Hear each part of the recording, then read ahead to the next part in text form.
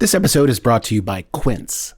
Now, if you live in a certain part of the United States right now, your nights may be starting to cool off. They are not here in Los Angeles, and they won't for some time. But if you're in that position, you may be thinking about making your bedroom a little more cozy, and switching to Quince bedding might be the best move you make this season. Quince's bedding delivers high-end materials at half the price of similar brands. By partnering directly with top factories using safe, ethical practices, they cut out the middlemen so you get the best without the markup. We're still using our Quince sheets right now, and it's really transformed my sleep quality. And the craftsmanship, I did not realize there could be craftsmanship in a sheet. But as it turns out, there is. There's a whole world of sheets out there I didn't understand, guys. Level up your bedding this fall with Quince. Go to quince.com/burger for free shipping on your order and 365-day returns. That's QUINCE.com/burger. Free shipping and 365-day returns. Quince.com/burger. This episode is brought to you by US Cellular. The average person spends 4 hours a day looking at a phone, scrolling and swiping and liking. But when we're with family and friends, we want to be present. US Cellular is a phone company that wants to help us use phones in healthier ways. That's why they created Us Mode. It's like a custom Do Not Disturb that helps you block out distractions and get back to connecting. Visit uscellular.com/built-for-us to get started. Previously on Midnight Burger, the night was dark and full of Hyundai Sonatas, ? Given a long enough timeline, this entire universe we're in will be filled with copy after copy of Pete and Stephanie's Hyundai Sonata. That's impossible. Not anymore. That's right. Clementine finally decided to skid sideways into actually doing the right thing right before it was too late to do said right thing. Make it stop. Okay. It was not at all helped by seeing the face of Terric, whom she abandoned some 700 years ago, though, if I'm being real, bullet dodged Terric. Calm down. I didn't mean it, Terric. I'm so sorry. I didn't mean it. Just breathe. I destroy everything I touch. Clementine. And then, once the danger had passed, the diner gets another visitor. Maybe. I think I hear something. Leif? I hear it. What is it? It's Chuck. Oh, hey. It's Chuck. Long time no see, old pal. I wonder what he wants. It's Chuck. He's killing her. Whoa, dude. Who gave Chuck a copy of the Old Testament? He's going to kill her right in front of us. Somebody give me some options. It seemed like Clementine's goose was cooked until Gloria went into the kitchen and literally threatened the diner with her chancleta. Hey! I'm talking to you. Move. Now. Take this girl home. And so, finally, the diner is taking Clementine home. Great news. Right, Clementine? Oh, God. I wish you hadn't done that. Uh-oh. And now, Nighthawks and Thegronis, Teds and Vapians, the Season 3 finale of Midnight Burger. Let's start the shift.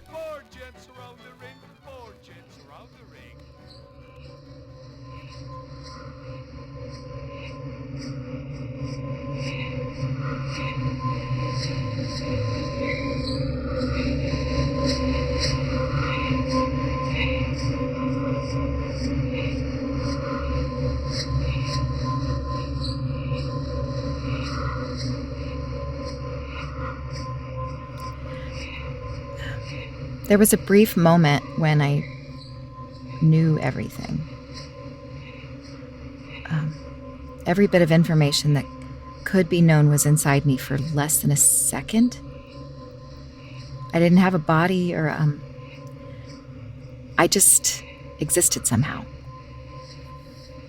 But I had this faint memory of who I was.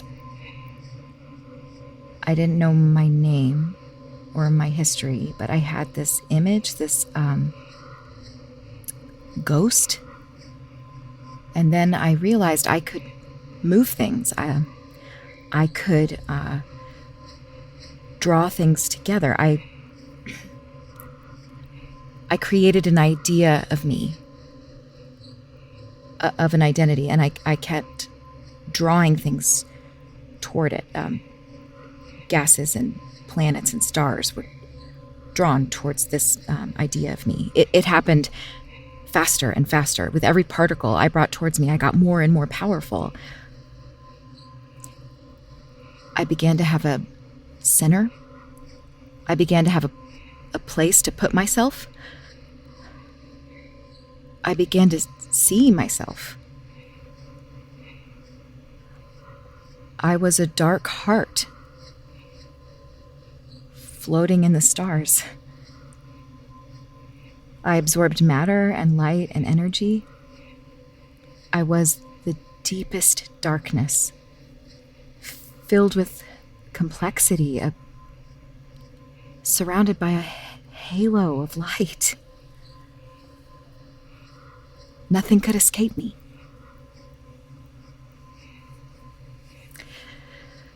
And then I could look down to see my hand, and I realized I had eyes, and my bare feet floated above a galaxy. I suddenly existed. I was floating in space. And something started pulling me, and I was falling. And the faster I fell, the more human I felt. And then I was in the parking lot of a motel. That's how it started. I don't know what all that means. I don't either, but it still explains a lot.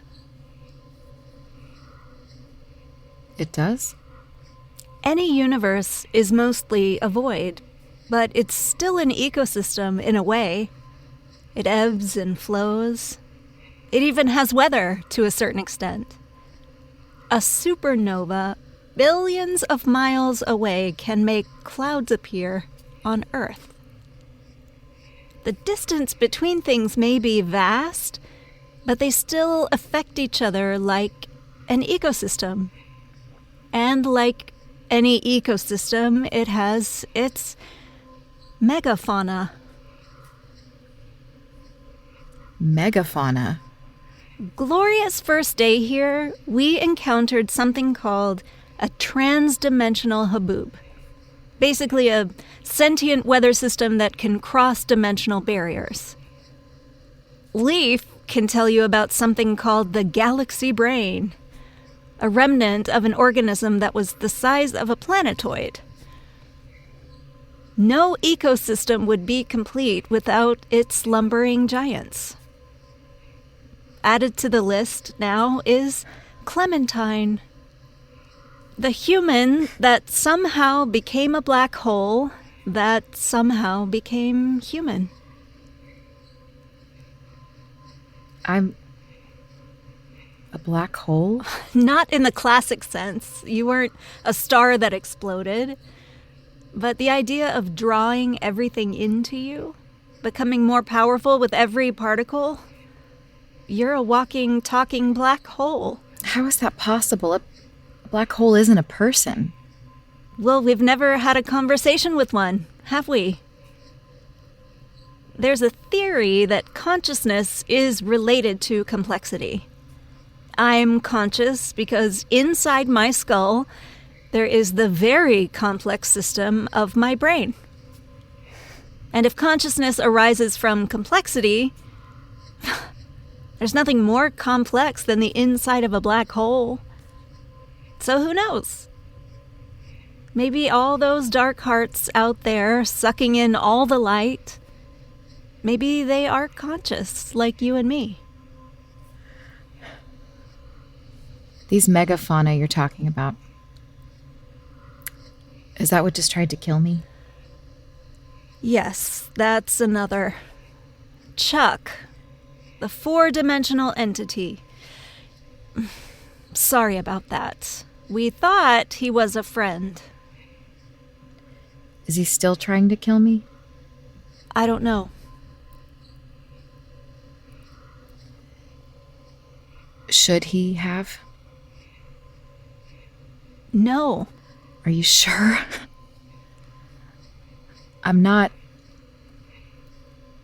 I destroyed my planet, Ava. You were doing what everyone does. You were trying to do what you thought was right using the information and power that you have. You didn't know what you were doing.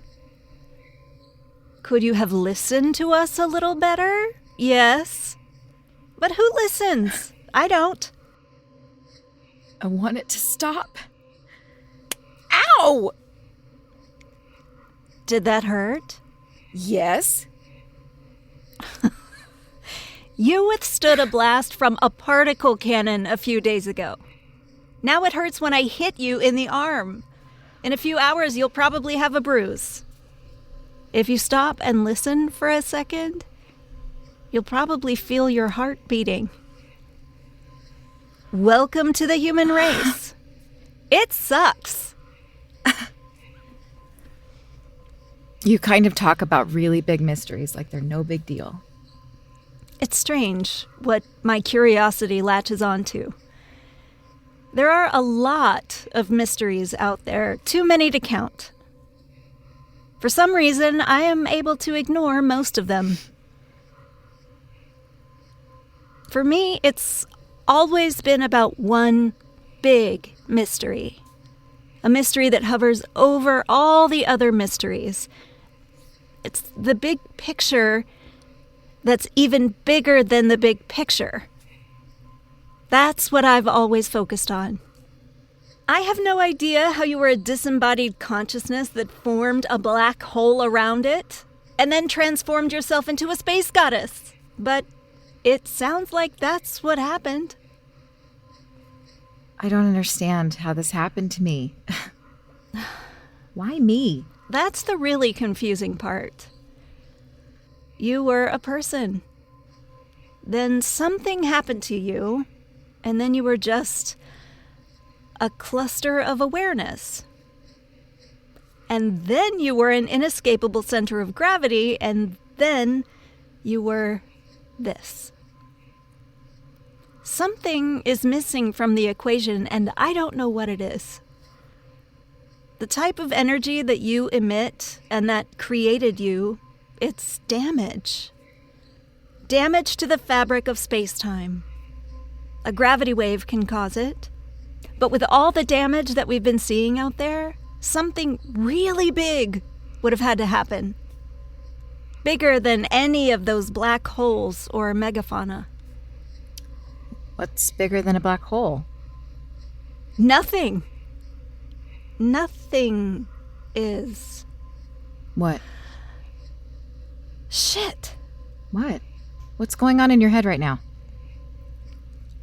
A 1972 Buick Skylark floating in space. I have to go. Hello there, Doctor. I was just... Yeah, hi. Okay. What's going on with her? Yeah, I don't know.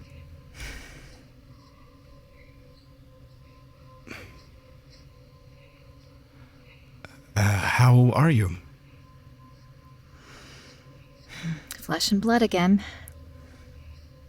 What were you before?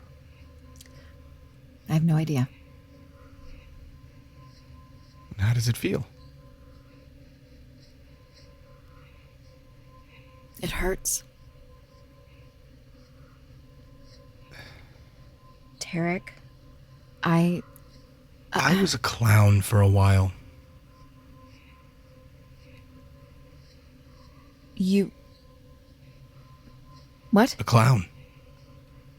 Okay. There was this whole trend in the 17th century in France. Acting companies would pack up a wagon and go from village to village. I would come out before the show and warm up the crowd. As a clown. Well, I didn't have a red nose or anything. I'd do some of my act for you, but it's in French. Terric? They called me Monsieur Impertinent. Mr. Saucy. You're trying to make me laugh. Of course I am. I'm a clown. It's been 700 years, and you're still trying to take care of me. You shouldn't be doing that. We've both been through a lot. But to hear them tell it, you got the worst of it. Terric, the difference is that I did this to you. You didn't do this to me. The amount of pain I've caused, and then I see you. I did it to you too. I fantasized that you were untouched by it all. That once upon a time, for a minute, I did something good and normal and real. I met a man and I fell in love. But turns out I ruined that too. You shouldn't have had this life, Terric. You should have had a life with your weird books in that city you loved. You should have found someone who could love you the way you deserve to be loved. You should have had a good life. You should have had a pretty wife who's nuts about you. You should have had children. Oh, I've had many children. What? What? What? What? It was 700 years. And you, It was 700 years. Did you expect me to wait for you? well, I mean, kind of. Well, I didn't. Did you wait for me? I was busy. Destroying the universe, I heard. I think you need to admit that you imagined me as this lonely soul out there who could never love again and was constantly longing for your return. Is that too much to ask? Well, let me put it this way. Yes.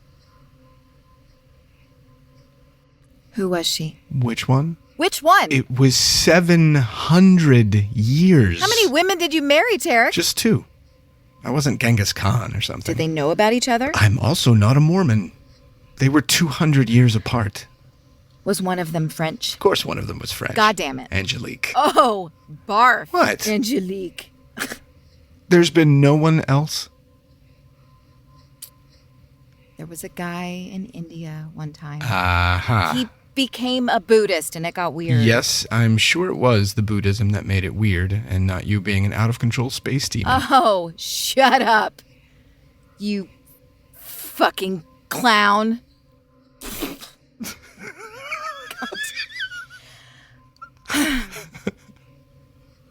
I thought you came out here to make me feel better. Well, you told me not to do that. What I'm trying to say is you seem to see me as one of your victims. I don't feel like a victim. My life has been a life. It was full of a lot of things, some of them very bad, some of them very good. Like anyone's life, really. You should be more angry with me. My love, we are in a parking lot of a diner that is currently either folding space or creating a warp bubble. I'm not sure. I only have a master's in physics. We apparently just prevented an entire universe from filling up with Hyundai Sonatas. I'm 700 years old. You are a celestial super being who was nearly murdered right in front of me by another celestial super being. Who has time for anger?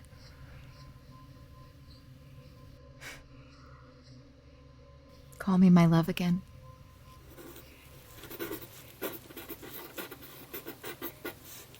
So, Ava's back on her bullshit then. She has gone to the math place. Leif, what is she writing? I'm not getting close to her. I don't want to lose a Are finger. those My Little Ponies on her pencils? Hey, she's using them. We're coming in for a landing any time now. What's our game plan here? Effie, any feelings about where we're going? I can't tell you much, Gloria. All I can tell you is we're headed into darkness. Fun. That doesn't really track. What do you mean? We've been to Clementine's world. We served brunch there for weeks. It was a wreck, for sure. But I don't know if darkness is the word I would use. Maybe it's a metaphorical darkness, like in the Dark Ages. I ain't speaking in metaphors. I'm talking about pitch black darkness, y'all. When we spoke, she told me that the stars had all been extinguished. Can such a thing occur? There's the heat death of the universe. Eventually, every universe gets to a state where all the energy is dissipated and there are no more stars. But there's not supposed to be anyone alive at that point. At least I don't think so. That's Ava's department. Whatever we're looking at, we should adjust our expectations. I know we like to swoop in wearing red capes, but we're not going to be able to fix a dead universe in 12 hours. It's good that Clementine's going home, but that may only be good news for us, not her. We may be dropping her off in a hellscape. How do we feel about that? You're being a wet blanket. That's how I feel about it. Oh, come on. Caspar, why don't you leave the prophecies to me? Your prophecy was one word, darkness. What are we supposed to do with that? Perhaps not be a wet blanket. I'm sorry. Maybe it's one of those times where darkness is good news. Remember all those times? The Bible began with darkness. Thank you, dear. The Bible began with a sheep herder eating the wrong mushrooms at about 7,000 years ago and writing some of his ideas down. Let's be real I'm gonna climb about what the right Bible out of this really... radio, and I'm I'd like just to gonna see put you you over my- climb right out of that Look, radio. here's the plan. We're going to sit down in Clementine's home and we're going to swing for the fences, okay? I don't know how much we can help, but we're going to help as much as we can, and Caspar is going to put his pessimism and shove it somewhere. I've got a commitment to the truth is all. You've a commitment to wet blanketry is what you... Zebulon! Do we think Clementine's in any state to start talking? Maybe. I saw them laugh out there. Really? Well, let's join the party. Hey, kids. Hey there. How are you feeling, Clementine? It's been a while since I was human. Having a hard time standing up. We're about to touch down. Terric, can you help her out? Yeah. Ow. Ow, ow, ow, ow, ow, ow. Okay. Standing is harder than I remember. We've been talking. By all accounts, we're headed into some pretty rough territory. Yeah. Can you give us some idea of where we're headed? It's probably best if you just see it. Okay. I apologize in advance. Why? Because you're going to want to save them all. Like I did. You never know. Maybe we'll be able to help. I don't think you understand where we're headed.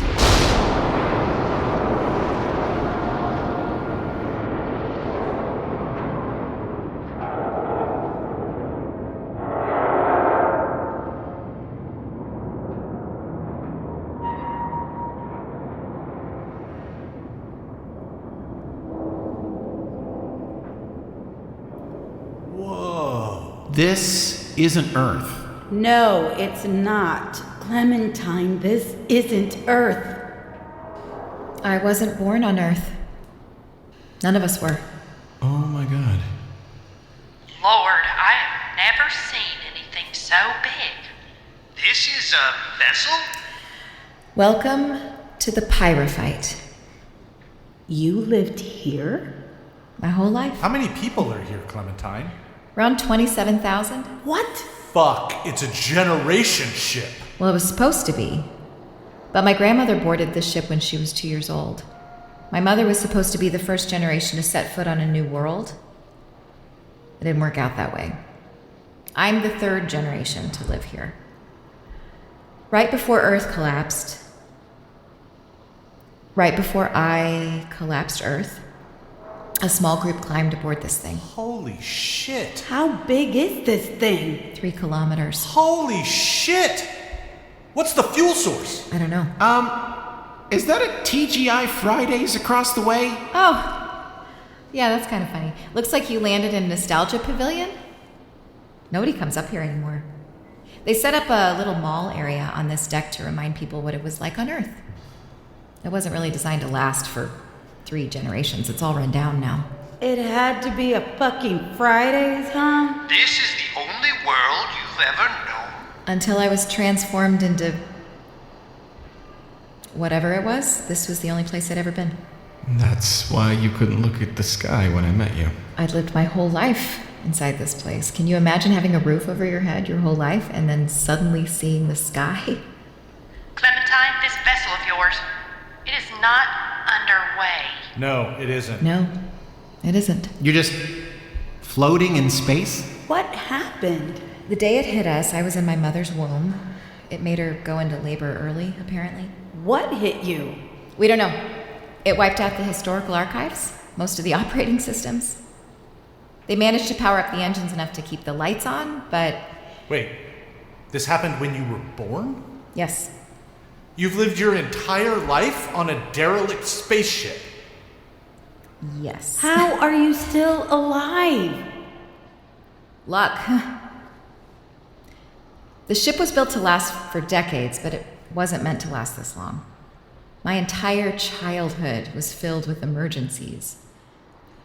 An alarm would go off, and my mom would pick me up and carry me to an escape pod, and she would strap me in, kiss me on the head, and then we would wait and wait.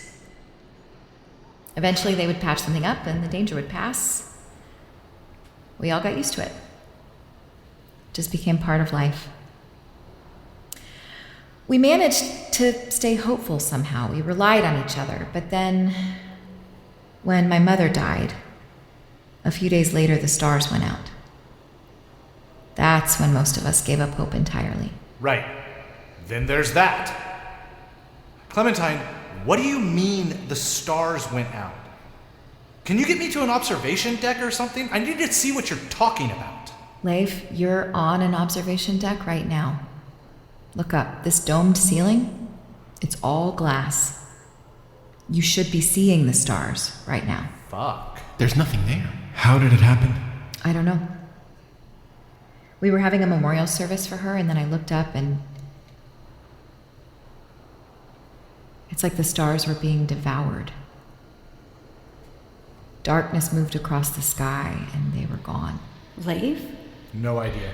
Clementine, when you came to us on our farm, how did you become that person? I don't know that either.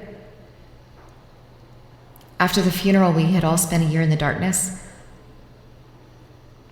Finding the strength to get out of bed was hard enough, but everyone on the ship had lost all hope. And you could feel it. It was like we were all walking through tar. I was in my quarters. We were coming up on her birthday, and I started screaming. I screamed so loud. I thought I would completely destroy myself. I guess I did. That's the last thing I remember. This is an unholy place, Gloria. No kidding. The people mover is right over there. Come on, I'll show you where I live. Terric, can you help me? Yeah. Just 1 second, okay? Huddle up. This is some dark shit, y'all. If only someone could have predicted it. Okay. Gloria, there are thousands of souls aboard this contraption. We must do something for them. It's not like we can get out and start rowing. I don't even want to talk about what's impossible and what isn't. Let's just focus on getting information, okay? I'm going to go with Terric and Clementine. I'll take the Mucklewains. Caspar, stay here with Ava until she decides to come up for air. Leif? Yeah. Break into some places. Try and figure some shit out. Okay. Before we get going, everyone put one of these in your ear. And we're doing earpieces now? This is officially an op now. Put it in your ear. I know the drill. Take one for Ava. Like, I shove it in my ear? Yeah. Okay. Talk naturally, and we should all hear each other. Okay. Okay, I know we're in a dark place right now, but I feel pretty cool with this thing in my ear. Confirmed. We are cooler now. Good luck, everyone.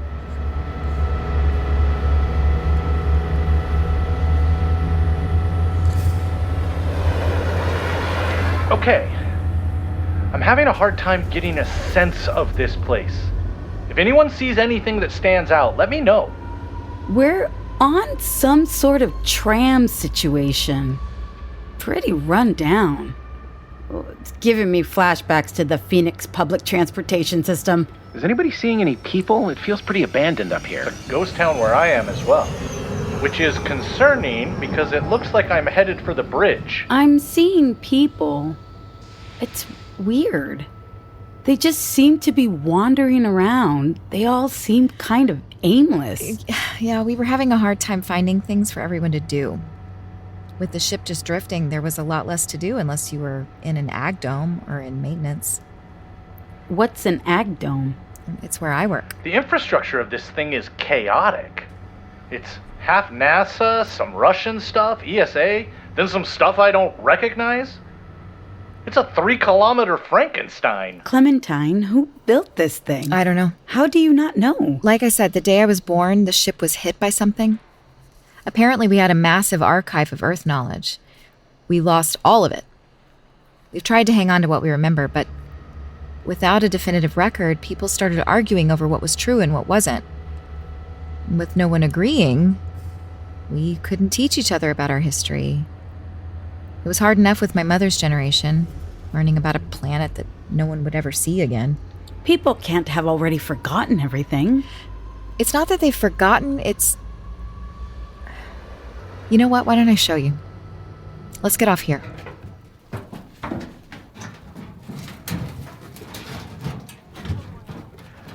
What the hell's going on over there, Leif? I found the bridge.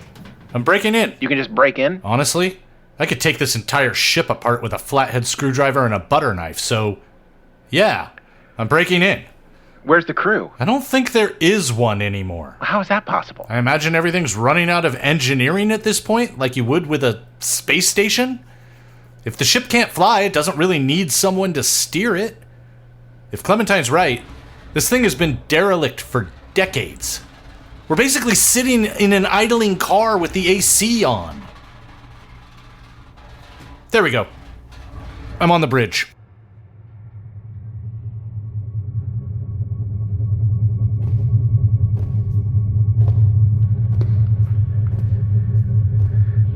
How's it look? It's abandoned. I could sure use another brain on this.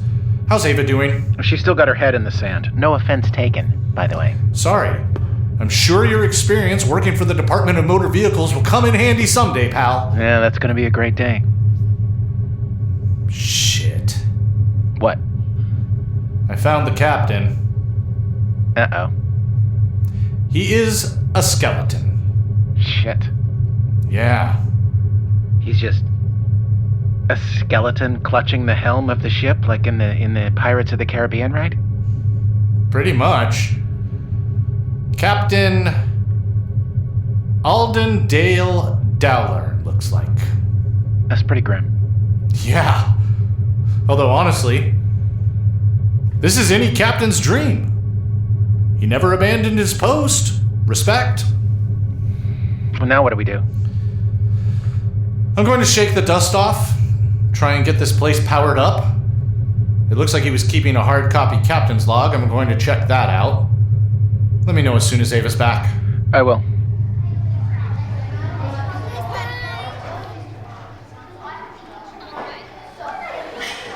Okay, everyone, calm down. Let's just try to get some work done, okay? What's this? My old classroom. It looks like a storage room. We would use whatever space we could get our hands on. The kids needed something to do, but we didn't have any books to teach from, so volunteer teachers would show up and just kind of wing it. Today, we're going to learn about someone named Marie Antoinette. On Earth, for a long time, everything was ruled by terrible people called kings and queens, and one of the worst of them was a queen named Marie Antoinette. While her subjects were starving and poor, Marie Antoinette wore expensive dresses and would go to lavish parties. And when she was told that everyone outside the castle was starving, she simply said, "Let them eat cake." I feel like she's missing some salient details from this story. One or two. Luckily for her subjects, they were in the middle of the Age of Enlightenment, a period of time that was making lots of people a lot smarter. And finally, they got so smart that they were able to revolt against the evil Marie Antoinette and cut off her head. Jesus Christ, stop. Terric. Sorry, can I help you? Did I say that out loud? You did. Sorry. I didn't mean to interrupt, but I had to interrupt because everything you're saying is wrong. And who are you? I'm Terric. From the history department? The what? Hi, Miss Johnson. Miranda? How are you? Miranda? Y'all, this is Olivia Johnson, my old teacher. I haven't seen you in ages. Look at you. Who are your friends? So they work on the historical archives deck. I didn't know we still had people working there. The archives were all destroyed. Yes. Or so we thought. They just recently were able to recover some files on Marie Antoinette. And Terric here has come down to tell you about her. Right, Terric? Yes, right. That's why I'm here. That is so wonderful. Please, tell us what you know, Terric. Go warm up the crowd, Mr. Siouxsie. Okay.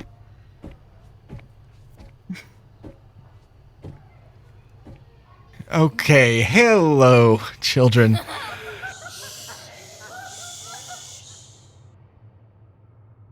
Marie Antoinette, she was a queen, that's true.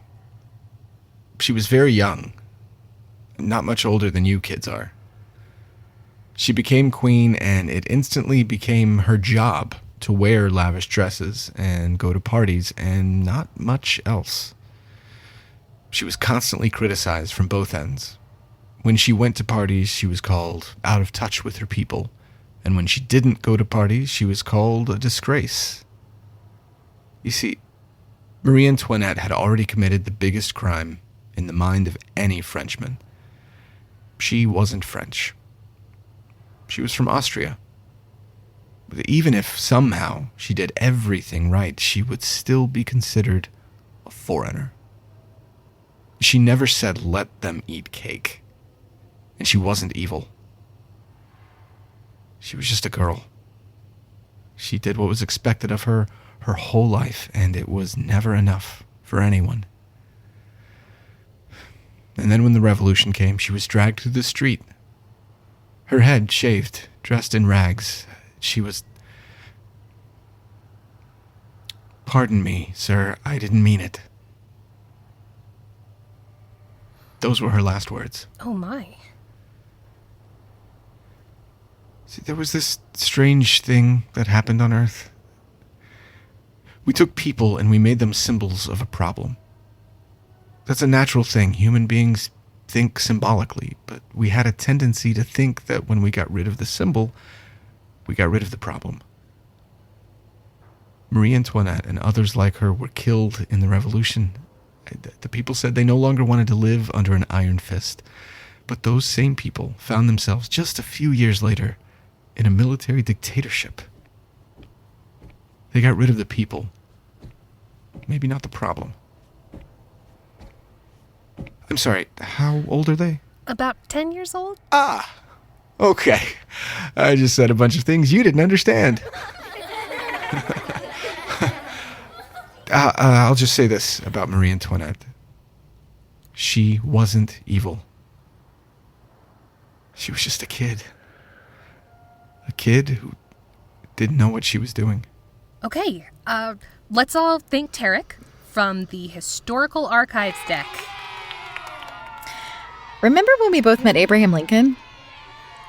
Before I met him, I was taught that he was a giant. A giant? A giant who roamed from town to town freeing slaves. I was taught that by a teacher. I was also taught that Nelson Mandela was the ruler of Africa and that Middle East conflicts happened because it was so hot there. There are so many different ways that we're lost out here, Gloria. God damn it, Clementine. Gloria, a word? Yeah? There are children here, Gloria. I can see. I don't intend to meet these people and then vanish from their lives without offering help. I know. And Miranda, who is this? Oh, hi. I'm Gloria. Gloria also works on the Historical Archives deck. She just discovered some great information on restaurants. Oh, really? That's very interesting. Can you share what you found with the class? Sure. Sure, why not? It'll be such a treat for them. It really will. Give me just 1 second, okay? Of course. Caspar! Leif! Yo, what's up? What's happening? I've reached the bridge. What can you tell me? This ship is completely fucked. Oh, God. Gloria, I'm not being hyperbolic. We are literally sitting in a death trap. They have been 2 steps away from total disaster for I don't know how long. It's bad. How have they lasted this long without dying? It's hard to say, but I think it comes down to the power source. The systems up here are useless, so I can't tell you what the power source for this place is, but it's surprisingly consistent. It's kept the lights on for years. Speaking of lights, where did all the stars go? I can't answer that until I can do some kind of scan. Working on that now. Hurry, we need options. I'm on it. Gloria, why do I feel like you're drifting away from the doing what we can and then leaving approach? We need to save everyone on board. God damn it, Gloria, That's God damn it. the only way this can go. That's 27,000 people, Gloria. I know. What happened to adjusting our expectations? That was your thing, not mine. Why is it my job to be the dickhead in these situations? It's not, Caspar. It just happens that way. Caspar, I am in no mood. Surely there is something that can be done. There's not going to be a solution just because we're going to feel terrible if there isn't one. Caspar, you are going to adjust your negativity right now. Why? So we can all be heartbroken at the end of the day? We're a handful of people and we have 11 and a half hours. Well, how about we all just lay down and die then? What's your bright idea, Effie? What are we going to do? What if we put them in the deep freeze? Look, that's a novel solution, but first of all, you're telling me that you're going to convince 27,000 people you've never met to line up and march into the icy world of the deep freeze? Even if you could convince them to do that, it's going to take more than 11 hours for 27,000 people to line up single file. Have you ever stood in a voting line? And then, what are we going to feed them? We'll never have enough food to feed them, and the deep freeze is a healthy biome, but do you think it can withstand a sudden influx of 27,000 motherfuckers? Caspar, I hear you. And I hate it. That is apparently my job. Then Leif has to fix the ship. What? You heard her. You need to fix this ship. That's the only way to help these people. Gloria, this ship is a 3-kilometer-long piece of used chewing gum. Well, you need to figure something out. This is the only way, Leif. Caspar, you need to get Ava to snap out of it. Why do I have to do that? Why is that my job? God made you impervious to her insults for a reason, Caspar. That's not true at all. I'm very pervious to her insults. Maybe, but you keep coming back for more, don't you, cowboy? Get to work, both of you. What are you going to do? I am going to teach a bunch of 6th graders about restaurant management. It's very important. What? I believe she said get to work. Okay, look, I don't like it, but apparently my job is the official Ava annoyer, so I'm here to say that it's time to clock in, because we've got to save a ship full of 27,000 people. All hands on deck, okay? Ava? Ava, what's wrong? Are you? Ava, what is it? Let's go get drunk at TGI Fridays.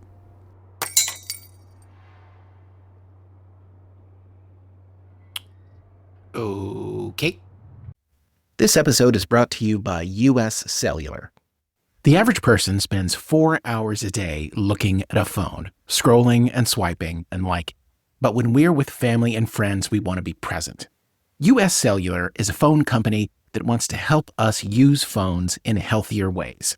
That's why they created Us Mode. It's like a custom Do Not Disturb that helps you block out distractions and get back to connecting. Visit uscellular.com/builtforus to get started. This episode is brought to you by BetterHelp. When life gets complicated, who do you turn to? Your group chat? Random internet strangers? While venting can help, there's a real difference between that and talking with a licensed, clinically trained therapist who can guide you through life's challenges. BetterHelp has been helping people find their perfect therapist match for over 10 years. Their simple questionnaire connects you with one of over 30,000 licensed therapists, and if it's not the right fit, you can switch anytime at no extra cost. Find the one with BetterHelp. Our listeners get 10% off their first month at betterhelp.com/burger. That's betterhelp.com/burger.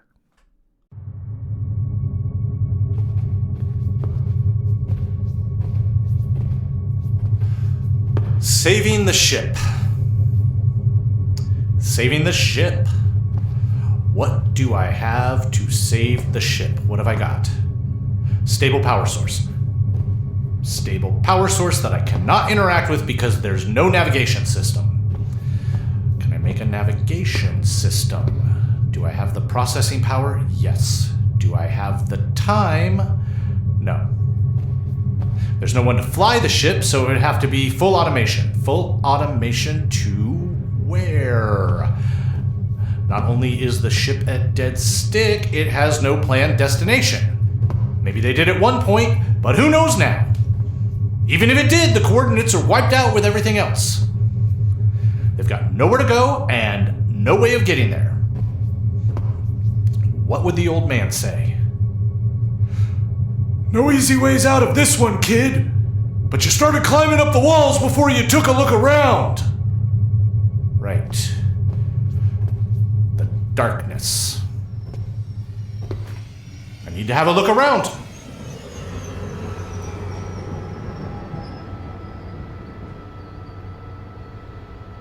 So where were you all headed? I don't know. My mom didn't either. I think we may have left Earth without a destination. The ship is called the Pyrophyte. A pyrophyte is a plant that can only spread its seeds after a fire. Earth had become a pyrophyte, she said. The ship was meant to be the seed. Turns out I was the fire. Is that why you kept repeating the Borges line? It is the fire that consumes me, but I am the fire. I don't know. It was just something she taught me. Who was Borges? A writer from Argentina. He wrote a lot of very strange science fiction stories. I kind of feel like I'm in one of his stories right now, as a matter of fact. Well, you definitely will after this next part. What's the next part? Everyone get ready. We're about to cross into the agriculture section of the ship. It can be disorienting. Disorienting how? Well, do you like the ground being under your feet? What?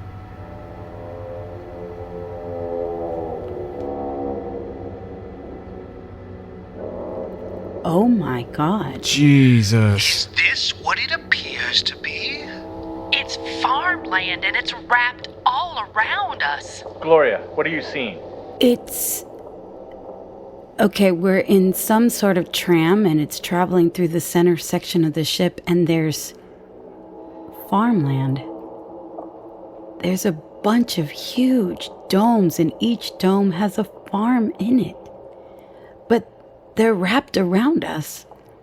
There's farmland above us, below us, to the sides. It's amazing. And they're all spinning, right? Yeah, they're all rotating. Damn! I can't believe someone actually built one of these. What is it? Centrifugal farmland. Agricultural domes spinning on a central access point in a massive ship. Another reason they've stayed alive this whole time. They've been growing their own food in the void of space. What kind of ship did you say this was? A generation ship. And these are bad? Not bad, just insane.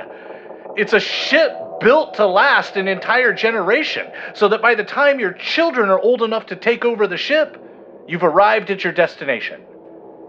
Nobody is supposed to be out in the black that long. There's too many variables, but it sounds like they didn't have a choice. Clementine, when you told me you were a farmer? Yeah, I wasn't kidding. We'll get off at the next stop. I'll show you where I was born.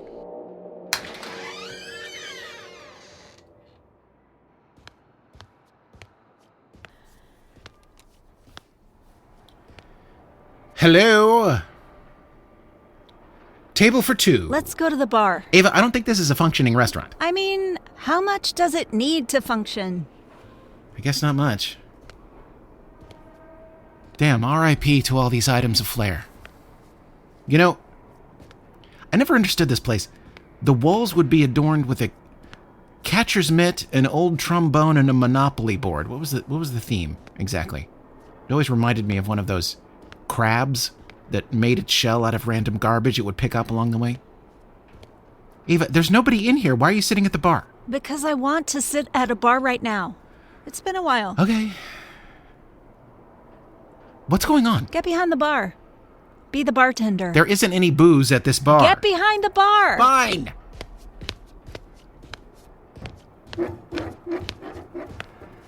Good evening there, ma'am. Can I interest you in a tall glass of nothing? There's gotta be something back there. Ava, this place has been bobbing around like a cork for decades. Isn't the local TGI Fridays the first place you would go if your ship lost power and you were careening into the void? Yeah, I guess. Caspar, I'm back at the diner. Where are you? We're at America's favorite restaurant, TGI Fridays, Leif. Come for the food, stay for the fun. Where's Ava? She's right here. Could you get her to clock in, please? Hang on. Excuse me, Dr. Maddox, you have a call? Voicemail. Ava. What? Everybody on the ship is going to fucking die. Can you please put this in your ear, please? Fine. What is it, Leif? How can I tell if we're at the heat death of the universe? By asking me and then me telling you we're not at the heat death of the universe. How do you know? There's no stars. I'm skeptical that that's the case. I'm back at the diner doing a scan. What would I look for if we were at the heat death of the universe? You would look for me holding a sign saying, "Hey, dipshit, this is not the heat death of the universe." I'm under a lot of stress here. Black holes, Leif. Look for black holes. After the heat death of the universe, black holes will still be around. They have very different life cycles from the rest of things. Excellent. I'll report back. Or don't? Welcome to TGI Fridays. Would you like to try our nacho blasphemy? I'm assuming this is some sort of robot bartender? Yeah, that's true dedication. Even in death, he's trying to upsell you some nachos. Hang on. I believe there is a half-full bottle down here of peppermint schnapps. Yeesh. Of all the things they could have left. Well, I think we know why this is all that's left. Who doesn't want to drink a liquefied candy cane? That's disappointing. Ava, what's going on? Look, at the diner just now, it looked like you were crying. What's going on? I just need to sit here for a bit, okay? Okay. Jesus Christ, look at this shit. We're over here. Hey, Ava, I did a scan. Can this meeting be an email? Trying to see if we're at the heat death of the universe. I scan our surroundings. I'm expecting a whole bunch of nothing, right? Yes. Is that schnapps? Sadly. Hook me up. Okay. So, I do a scan, and instead of giving me a whole bunch of nothing, it gives me a whole bunch of something. What? It's the opposite of heat death. There's something everywhere. What's going on? I don't know. You should probably go find out. Can't you put on a diving bell and go out there? Would that help? The last thing I'm trusting in this place is a vac suit. Whoa, that's terrible. Cameras. There's got to be cameras on the hull somewhere. I need to get access. Good idea. Yes, you should do that. Here I go. Encourage.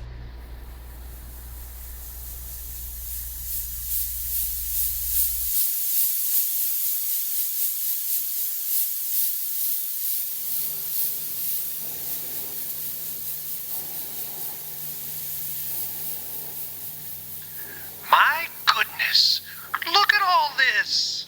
Last place you'd expect to find a farm. This is my dome. I spent most of my life here. Ours is a little different from the others. Most of the ag domes are a monoculture. They grow corn or grain or rice. This is a colony dome. It was supposed to simulate what it would be like to land on a new planet. We're supposed to grow the crops that someone decided should be the first crops. There's grapes, tomatoes, soybeans, potatoes. And beets. And beets. My mother said I was born in that patch of beets right over there. She said she went into labor as soon as the ship was disabled. She didn't have time to get to the med bay. What happened to your mother? Nothing special. The same thing that happens to everyone else. Humans weren't meant to be out here like this. I know that now. The average lifespan here is about 55 years old. Tissue damage, organ failure. Jesus. I told you I wished you hadn't brought me here. Not because I shouldn't be here. I really do deserve to be here. But you didn't deserve to see it. When you leave, you're going to feel terrible, like you could have done something. There's nothing to be done, Gloria. We don't know that yet. You don't know that yet. I do. Take your time coming around to my side. And don't feel bad when you do. In a way, it's good to be home. This whole place, you just take care of it yourself? Well, there used to be more of us. Now it's just down to me and Brodie. Who is Brodie? I've said it before and I'll stand by it. There is never a sad day within the fruiting chamber, despite misfortunes without. Ah, hello all. Hi, Brodie. I brought some friends. That I can see. Who might you be? I'm Gloria. Hi. Pleasure. Terric. Hello to you, Terric. Miranda, I take it you've had second thoughts about today. About today? Yes, I had said that we should, despite all melancholy, have a celebration in honour of your mother's birthday. A birthday party. Perhaps a bit grim since she's passed, but I continue to believe it may set us right. It's a good act to remember those we've lost. We talked about this yesterday. We did. What is it? I've been gone for a day. And where do your friends hail from? The Historical Archives deck, apparently. I see. Can we still call it the Historical Archives deck when there's no history to be found within? But they managed to uncover some records, actually. Is that the case? Anything useful in our time of need? The 17th century. And restaurants. Ah. It's an odd pairing, but anything's an improvement. They've never been to an ag dome before. I thought I would show them around. Welcome. And what is that odd contraption you've brought with you? Oh, it's a radio. I see. We put it together up on our deck.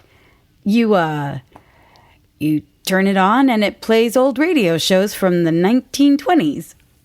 Does it now? Good evening to all who can hear my voice. I'm Zebulon Mucklewain, here with my wife, Effie. Hi, y'all. Now, we hope our message finds you well and all is right in your world. Let us begin tonight with a bit of organ music, shall we? Here is Homer Rodeheaver with Mother's Prayers Have Followed Me Home. That's delightful. Isn't it? And it'll just go on like that. Oh, yes. There's definitely not an off switch. Brodie, I'm going to show Terric around. Could you show Gloria the fruiting chamber? Indeed. What's the fruiting chamber? It is a repository of the most fascinating creatures ever brought into existence. Really? May I show you the mushrooms? Mushrooms? Hell yeah, you could show me the mushrooms. Excellent. First, let us fashion you with a spore mask. They do so love to get inside you. The devils. Okay.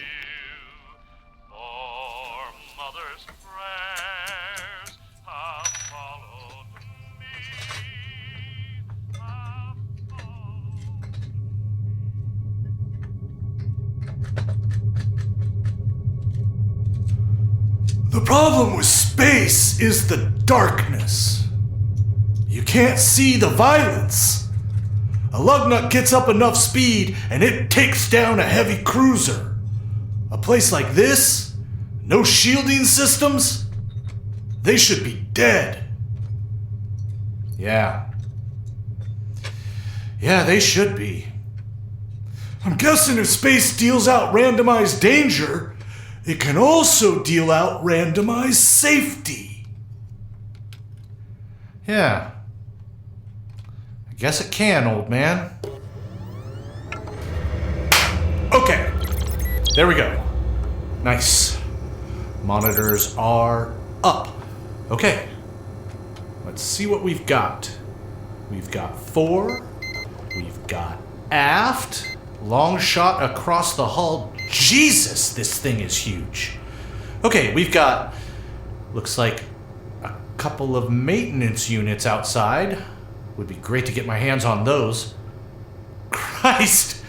A communications laser? Sure, whatever. Whoa.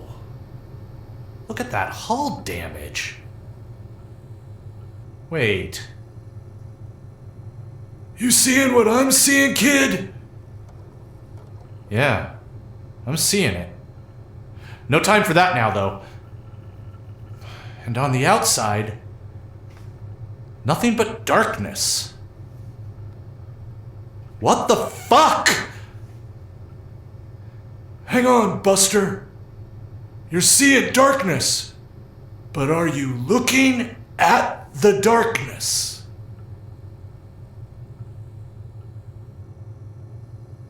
God Damn.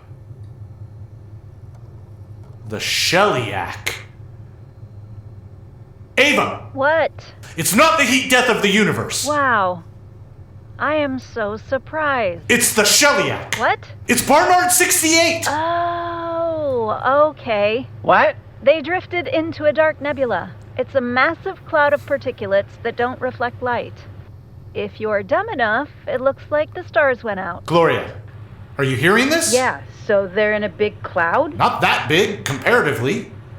About a quarter of a light year across. Is this good news or bad news? It's better than being at the end of the universe. Okay, good. I'll call that good news. We need more good news now. I know. You're not all going to die. We need that kind of good news. I'm doing everything I can here. I don't have anything to work with. I know you, Leif. You've always got something to work with. I really don't. Leif, make a list of everything you have, then use all that stuff to fix the problem. Do my best. How are things on your end? I'm going to look at some mushrooms. What? Leif, were you doing an even older Leif impression a second ago? Shut up. It helps me think. When they first started this dome, someone was assigned to each crop, but over the years the numbers dwindled. This dome was all about what life would be like in our new home, but people were less and less concerned about that as the years went by. There used to be 5 test domes like this. We're the last one. As a little girl, my mother and I worked here. A field of beets. Bull's blood, golden beets, chioggia, and baby beets. This is why you asked me to bring you beets from the marketplace. Yes, I think so. You have a chicken. We do. Hey, Riot. Riot? I realize this is technically a farm, but space chickens? There was a genetic archive for a while, but it took a lot of energy to keep it running, and we were desperate for energy. They thought a novel way to preserve some of the embryos was to just grow them and set them loose in the ship. So there's just chickens walking around in this massive spaceship.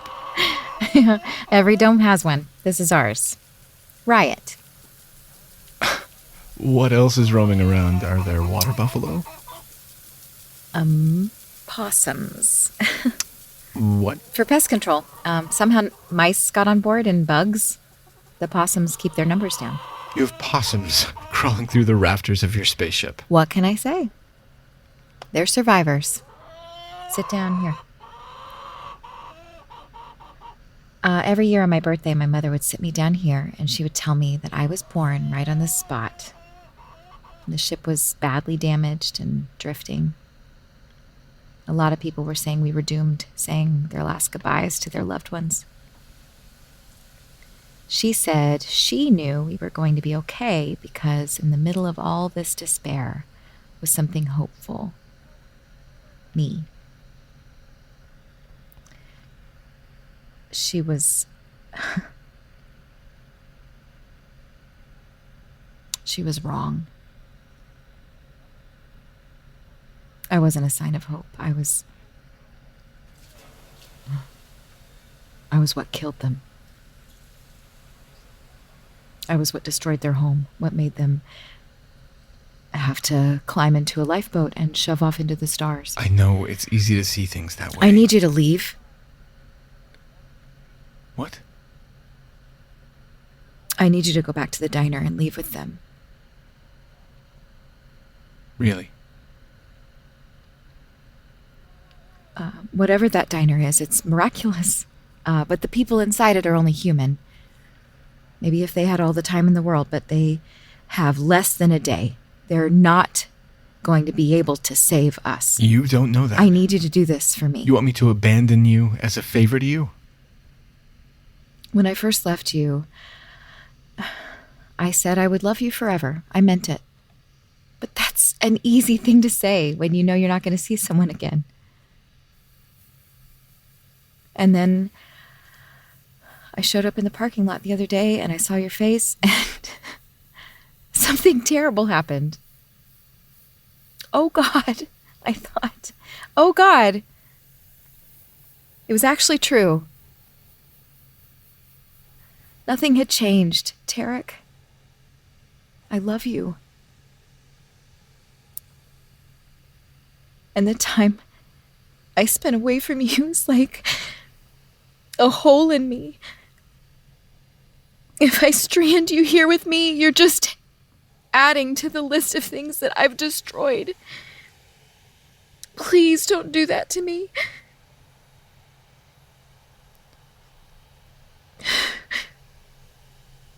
No. I'm afraid I'm going to do that to you. Terric! Look, I really appreciate you trying to be selfless and clean up your mess, but I'm afraid you're just going to have to be stuck with me. Terric, I don't want you to stay here. Of course you do. You're in love with me. I'm being serious. I don't care. You're not listening to me. I don't need to listen to you. Fuck, Terric. Look, I admire what you're doing. You're looking at all the things that you've done, and you've decided that the only way you can live with yourself is to orchestrate some kind of punishment, right? If you condemn yourself to a short and lonely life, wandering the beat field, it will somehow make up for the destruction you've caused. Is that the plan? Well, first of all, it won't make up for anything. You inadvertently dropped an asteroid on Earth, turned a mall full of people into zombies, and a whole host of other horrible things. I know, I was there to see them. None of that is going to be healed by you being sad for a while. The universe finds your personal suffering to be pretty irrelevant. As a former Roman Catholic, take it from me. How am I supposed to live my life looking back at all the terrible things I've done? I had the pleasure of meeting Caspar the other day. But you've met Caspar. He's an interesting guy. I've never really met anyone like him. He is, nose to tail, just a pile of regrets. That's all he is. All he seems to consist of are his mistakes. And yet, he endures. He gets up the next day and continues, even when he feels like he shouldn't deserve it. Even when he feels like it's pointless. At some point, he just decided that life is about the next day and nothing else. Because how else would you function? Terric, there's fucking up a lot, and then there's fucking up an entire planet. These are two different things. It's not the usual list of mistakes I have to recover from. It's so much worse. You know, the other day, I was confronted with a long list of all aliases I've had over the centuries. For the first time, I was confronted by the one alias that I didn't choose. The Demon of Brightonfeld. What does that mean? At a certain point, I had to admit that what was happening to me wasn't normal. I couldn't explain it away anymore. Everyone I had ever known was dead. It was pretty terrifying.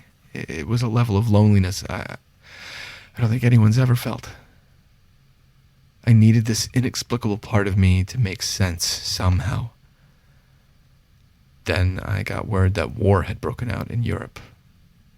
A religious war. I somehow convinced myself that that was my purpose. I was meant to be God's man on Earth, here to do his bidding. So I traveled to the Kingdom of Sweden and I joined up with the Protestants. I was always a terrible swordsman, but that doesn't seem to matter when you can't be killed. There was a battle near the town of Brightonfeld, the worst of the entire war. I'll spare you the details. I killed people, Clementine. Willingly.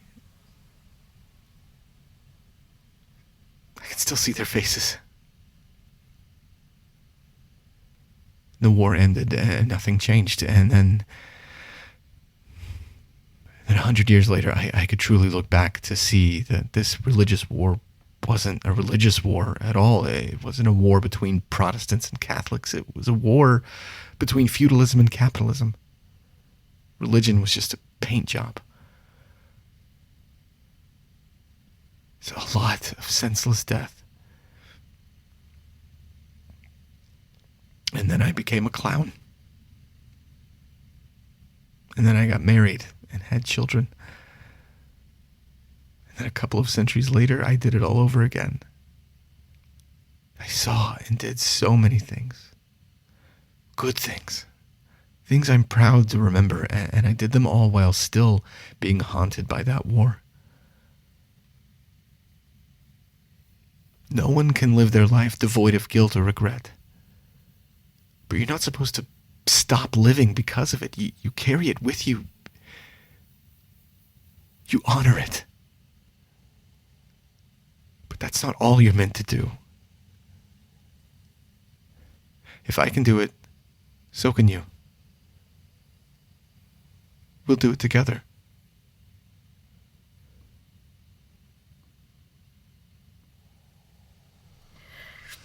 I just can't imagine you as a space farmer. I've actually been a farmer like 3 times. Really? Yeah, it used to be one of the only jobs. You sure this is what you want? Yes. I break everything I touch. You already broke me. Come on. Show me the rest of the farm.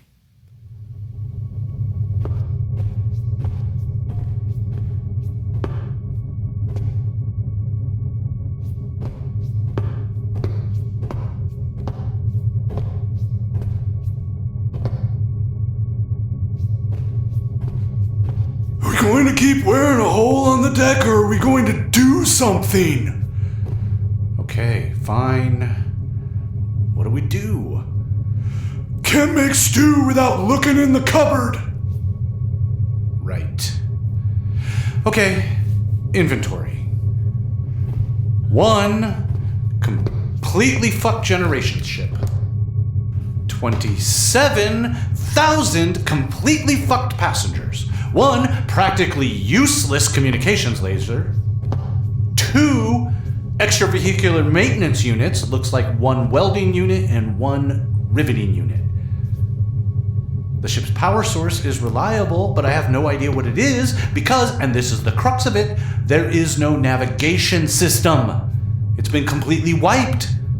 Back at the diner, I've got a quantum processor that I could use to create a navigation interface for the ship. Could I do that in 11 hours? No, and even if I could, who would fly it after I'm gone? I could stay. I could stay aboard this ship, write the code in a few weeks, and get them to safety. That would save them. Find them a shitty planet somewhere. Save the human race. And how would you feel about that, kid? These are humans. These are my people. I have to save them somehow. Buster, you and I both know that you haven't been a member of the human race for a long time. You left that behind at Sirius A. This is all I have to work with. I can't leave them all to die just because I want to stay with the diner. This is all I have.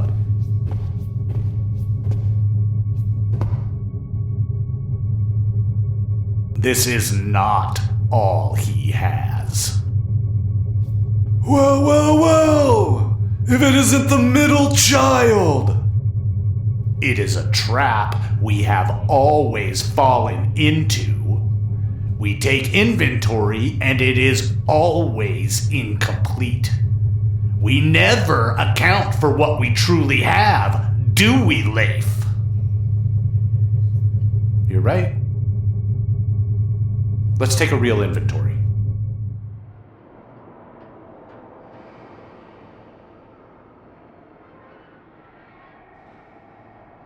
So, Clementine turns her entire planet into Swiss cheese, and now she just gets to hang out with her hot medieval boyfriend? Is this Dr. Ava Maddox, agent of chaos, suddenly expecting some sort of justice from the universe? You think she deserves a visit from Lady Karma? I guess not. But she basically threw an entire planet into a rock tumbler. It was her planet that she was trying to save when she inadvertently threw it into a rock tumbler. Oops, I didn't mean it is a weak defense. Well, she didn't mean it. Oops. Whatever. Look. When my kid first ran away from home, I left the house and I never came back. I was out there for God knows how long, looking for him. Did I have a plan? Did I ever feel like I was on the trail? No. It was insanity. I had literally broken with reality. I was panicked, grief-stricken, angry, you name it. We've been to some dark places, and that's the darkest place I've ever been to. Locked up in my head. If I had, at that moment, been given all the power that Clementine was given, I would have torn the universe apart and felt fine about it. She's not a supervillain. She's not Ming the Merciless. She's just a dummy. Like everybody else. So, it's possible that this entire adventure you're having on the diner could just be a gigantic psychotic break and it's all happening in your head? I suppose it's possible, yeah. But that would be bad writing. True. Ava. What? What do you know about lasers? They go pew pew. Not laser guns. Laser physics. I don't know. Ask me a question and let's find out. Did you read anything about what the Imperial College of London was doing with lasers? Something about Group 16 elements? Oh, right. Yes.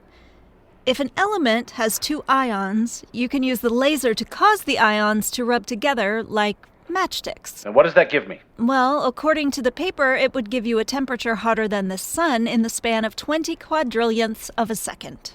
Interesting. What are you doing up there, Leif? I'm going to burn a hole through this nebula with a communications laser. Fun. Is that a euphemism for something, or are you literally making a laser phone? I'm literally making a laser phone. Okay. Well, I hope they're careful when they pick up on the other end. Gloria, are you okay with me shooting a big laser into the sky? It's going to make a pretty big flash. Gloria. Gloria? Well, I'm okay with it. And I am very responsible about these things. Fuck it. I don't have time for approval. Making a laser phone. Good luck. Who is he going to call? I don't know, AAA? Back when the decision was being made all those years ago, the powers that be decided that only the edible mushrooms should be brought aboard. A shame, really. It's certainly no fault of theirs that they're among the most lethal substances on the planet. This is amazing. You've got everything here. Button, oysters, chanterelles. Look at those morels, my God. I hear on Earth that the morels were truly delicious in the season after a forest fire. Yes, burn morels, they're amazing. And how would you know that? I mean, I imagine they would be. Is that Hen of the Woods? Yes. She's a beauty, isn't she? Those were so rare on Earth. A cluster like this, you could sell for a fortune. That's an interesting way of putting it. Were they all so obsessed with it? Mushrooms? Money? Oh, yeah. Yeah, they were. It made the world go round. Hard to imagine. There are so many in need here. I can't imagine holding back what we've grown for a bit of whatever it was called. Cash. I know, it sounds strange. It sounds strange to hear you describe it. I met a woman once named Jane. Jane believed that humanity was born bad from the very beginning, going all the way back to the cavemen. She thought that the only way to really fix anything on Earth was to start over from the very beginning, which you can never do. I thought we'd have that opportunity. Off to a new world and all. I know. If you don't mind me saying, you have a surprisingly chipper attitude for someone stranded in deep space. That's true enough. I spend quite a lot of my time in this chamber. That may be why. With the mushrooms? We've spent a year now floating in complete darkness, not knowing how or why. No path to escape. It's enough to grind a man to dust. But when I wake at the beginning of a day, I come here and I don this mask. I enter the chamber and I walk among these strange creatures. They whisper to me. What do they say? There is life, even in the darkness, they say. If we thrive, then so shall you, they say. And atop the comfort they provide, there is the occasional mystery. A fungus mystery? Indeed. Come this way. Across the way there is a dome that specialises in corn. And one day these gents bring to me a bundle of stalks. Their faces were white with fear, as though they'd seen the devil himself. After close inspection, I found this odd little creature. Now, if we'd not lost our databases and were not floating in the dark, I'm sure we could look such things up. But as we are here in this veil of ignorance, it remains a mystery. Do you see here how the fungus rises up out of the kernels like leaves? Certainly a fungus, but I've no idea what. Well, you enjoy mystery, so I don't want to ruin it for you. Do you know what this is? Yes. Huitlacoche. It's corn fungus. Fascinating. And you know this as an expert on, what was it? Restaurants of Earth? I do, because it's delicious. This bizarre substance sprouting from this corn is some sort of delicacy? It sure is. Is there a kitchen somewhere in this bubble? There is. Come on, I'll show you. Lead on. What are we looking at? We're looking at a communications laser. Pretty bad shape, looks like. Yeah? Couple of maintenance droids out there. Could do the trick. Yeah? Comms are down, though. Can't control them. True. You thinking what I'm thinking? We're literally the same person, so I imagine so. Well then, showtime! Okay.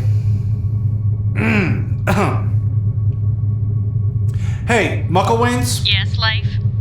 How are things going down there? Well, you know how it is in these situations. You don't want to spook the locals too much, so Zebulon and myself have been keeping a low profile, acting like plain old wireless. And though our situation is dire, we seem to have settled into a bit of a pastoral attitude.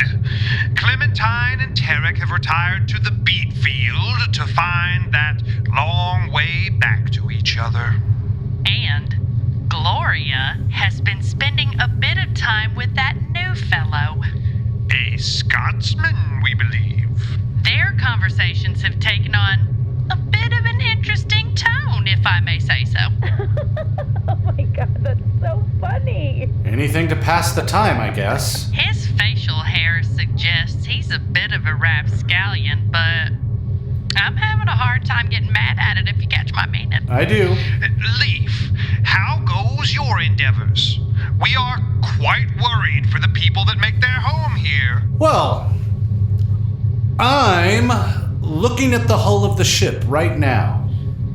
And there's a couple of maintenance units out there. All right. One of them is used for welding, and the other is for riveting. Those sound useful. Yeah, they're exactly what I need right now. Well, good. Yeah, it's real great. Wonderful. Because you can just imagine them out there, right? They're both magnetized to the deck, so that's great. No chance of losing them. Good. One of them has magnetized treads, and the other one has articulating legs. Leif. And if I can get control of them... Leif, are you doing what I think you're...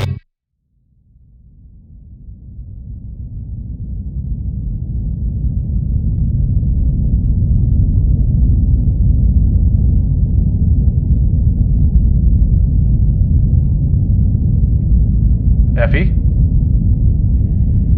Yes, Leif? Where are you two right now? Well, where do you think we are, Leif? Dear, I believe that Leif has tricked us into expediting ourselves onto the outside of this vessel. Really, dear? What tipped you? Was it the fact that we are currently on the outside of this vessel? Yes, that was it. Leif, I hope you are counting yourself lucky that we now have experience both as automatons and as a couple of folks floating out here in this inky blackness. I'm counting myself very lucky. Leif, I have many legs. Okay, that was my next question. Zeb, it looks like you're in the riveting unit. It kind of walks around like a spider. Give it a try. This is an awful lot of legs to keep track of, Leif. Effie, how is he doing? Last time he walked this awkward was when he carried me across the threshold. Okay, Zeb, just keep practicing. You'll get the hang of it in a bit. Leif, I am some sort of vehicularity. Right. So, Zebulon has legs, and you have magnetized treads. All right. Simple enough. Forwards and back. Your right hand is kind of a clamp. Can you move it? Yeah, I'm moving it just fine. I do miss fingers and thumbs. Your left hand is different, though. It should be an arc light welder. Goodness! That's coming right out of my hand! What in all heck is this for? You're going to do some welding. I'm sure I don't know how to do that, Leif. You've used a soldering iron. It's kind of like that. This don't look like no soldering iron to me, Leif. Well, it is about 6,000 degrees Celsius, so keep it away from Zebulon. Just so's you know. If I've still got this flame on my hand the next time I see you, I am going to burn you right on your hiney. And I deserve it. So, your model is meant for rapid response to seal a breach in the hull before the oxygen leaks out. You can probably get up a lot of speed. All right. Let's test her out. Oh! Well now, that does have some zip to it, don't it? Out of the way, husband, I'm gonna open her up. Do be careful, dear. Hoo-wee! This thing drives like a chicken on fire. Now, Leif, what am I meant to do? Okay, Zeb, you've got a pneumatic riveter in your body. And what do I do with it? Kind of squat your body down so it's flush with the hull, and it will shoot a rivet through the steel. Well, that sounds a bit indelicate, Leif. I'm sure it'll feel fine. Give it a try. Very well. Oh, my! There you go. That was surprising. Now we're in business. Okay, you two. Let's fix a laser gun. A laser? This episode is brought to you by US Cellular. The average person spends 4 hours a day looking at a phone, scrolling and swiping and liking. But when we're with family and friends, we want to be present. US Cellular is a phone company that wants to help us use phones in healthier ways. That's why they created US Mode. It's like a custom Do Not Disturb that helps you block out distractions and get back to connecting. Visit uscellular.com/builtforus to get started. DSW, Designer Shoe Warehouse, is the one-stop shop for all your footwear needs. With sneakers, boots, and everything in between for every style, mood, and occasion, you'll definitely find shoes that get you at prices that get your budget. DSW has what you need, but more importantly, they have what you didn't even know you wanted. You never know what you'll find at DSW. Find the shoes that get you at prices that get your budget at DSW stores or DSW.com. What are you hankering for? Try our new Munchies menu. Would you like to try the new Munchies menu? No. So are we going to keep looking at the bottle of peppermint schnapps, wishing it was something else? Yes.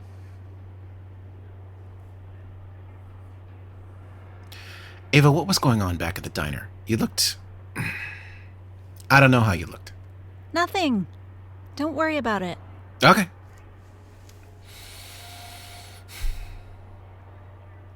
Have you heard any good jokes lately? No. Have you heard the one about the armless hunchback? I figured it out. Figured what out? It. What it are we talking about? Everything. Can you be more specific than that? No. Why not? Because I literally mean everything. Everything? Yes. When you say everything... I know how the universe works. I know what the diner is. I know what it's doing. Everything. This is what you've been looking for. Yes. Since I met you, this is what you've been looking for. It is. So this is...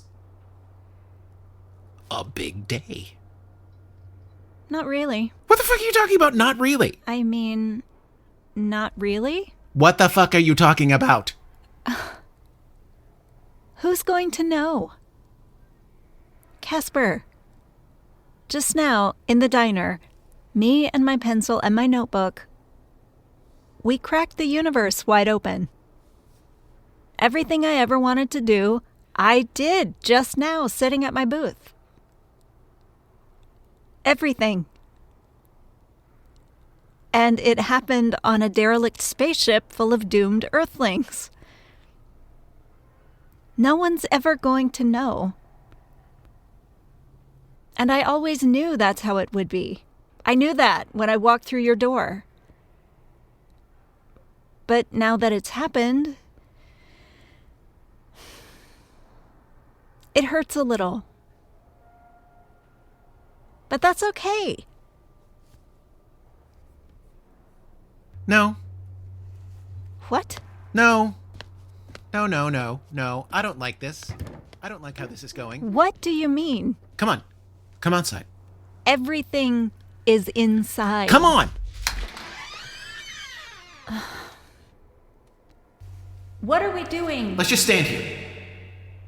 Right here, in the middle of this abandoned food court in space. Okay. I won. Say it. I won. No, come on. You gotta say it louder. Come on. I won. I won. Ava, goddammit, I won. I won? What the hell are you doing? This is the big moment. This is the FU to the cosmos. This is all you've ever wanted. And I need to shout, I won? Yes, goddammit. You gave up everything in your life. All the comforts of home. Your job, your house, readily available cigarettes. You stopped being human. You became a walking mission. You turned into a cruise missile headed for the heart of everything. Yell it, goddammit. I won! I won!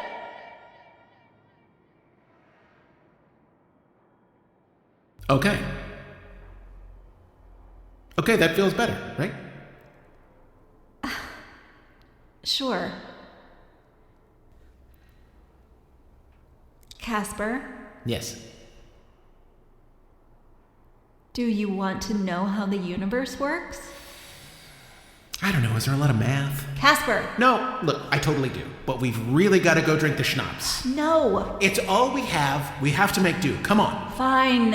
Here we go. It's gonna be fine. I think if we just pretend we're at some sort of Bavarian ski chalet, it should be fine. Okay, here we go. Hey, Ava, how was the slopes today? The slopes were fine. Great. Prost. Oh. Oh, pints all. Big yuck. Oh.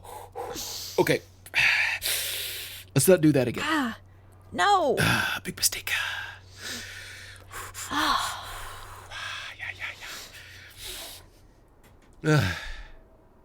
So? Okay. Explain how literally everything works. But please remember that I'm an idiot. I cannot possibly forget that. Okay. Go. A long time ago, a colleague of mine dumped a bunch of unfinished research on my desk. She wasn't going to be able to finish it because she was about to be discredited and disgraced. She was sleeping with the dean's wife. When I was able to put it all together, it was an elegant picture of the universe. The end of every universe is the beginning of another. Every universe is a story to be told. A play. The curtain rises, there's a beginning, a middle, and an end, and then the curtain falls. But then the next night, the curtain rises again, and the play begins again. How does a new universe just begin? There's this physicist, Leonard Susskind. He's a cool guy. He can talk to you about complexity theory within black holes, and it'll still feel like he's trying to figure out what's wrong with your Volkswagen. If you wait long enough, everything will happen, including what you started with, he said. If you assume that space and time are infinite, then there is a non-zero chance that, at some point in deep space, a 1972 Buick Skylark will assemble itself for no reason. And if there's a non-zero chance of everything happening, and space and time are infinite, then everything will happen, including the universe starting over. Well, that sounds simple enough. It does. But there was a problem. A shifting point of null entropy. Yes. Also known as a diner that travels through space, time, and dimension. I knew it fit into the big picture somehow, but the picture wasn't complete yet. Enter the schmutz. Ah, the schmutz. Once Leif had set up the scanner, we saw, in every universe, massive damage to the fabric of space-time. It was everywhere. Black holes can cause it, Clementine can cause it, but there was so much of it, it had to be something else. Something bigger. What's bigger than a black hole, Caspar? I don't know. A lot of people like Pringles. Nothing. But I wasn't zoomed out enough. There is one thing bigger than a black hole. The creation of the universe itself. The massive explosion that kicks off every universe. All the damage we've been seeing, it comes from the beginning. Every universe tears itself apart. Every universe is a wound full of damage and chaos and pain. It comes screaming into existence, begging to be healed. And for the first half of its life, it's a shit show. Galaxies colliding. One world swallows another. Stars become black holes, swallowing other stars. Pain. And then, about halfway through this play, that must seem like a tragedy, something happens. What happens? Out there, somewhere, something says, stop. Something says, enough. The damage is healed. For the first time, the pain and suffering that has defined everything suddenly faces something new. This new thing says, I will not feel this anymore. I will not feel pain and then cause more. I will do something new. And everything changes. It's small at first, but this new force in the universe, it multiplies just like the damage does. The universe begins to heal. It begins to draw itself back together. And the second half of the play is the journey back to the beginning. And then the curtain falls. What is this thing that says stop? What is it? Turns out, it's a diner. It's us. Yes. We're saving the universe. No, dude. A process has begun. Every universe saves itself. We're the catalyst. Ava, why the fuck is it a diner? You tell me. No, I can't. That's your job. No, I mean, it didn't actually start with the diner.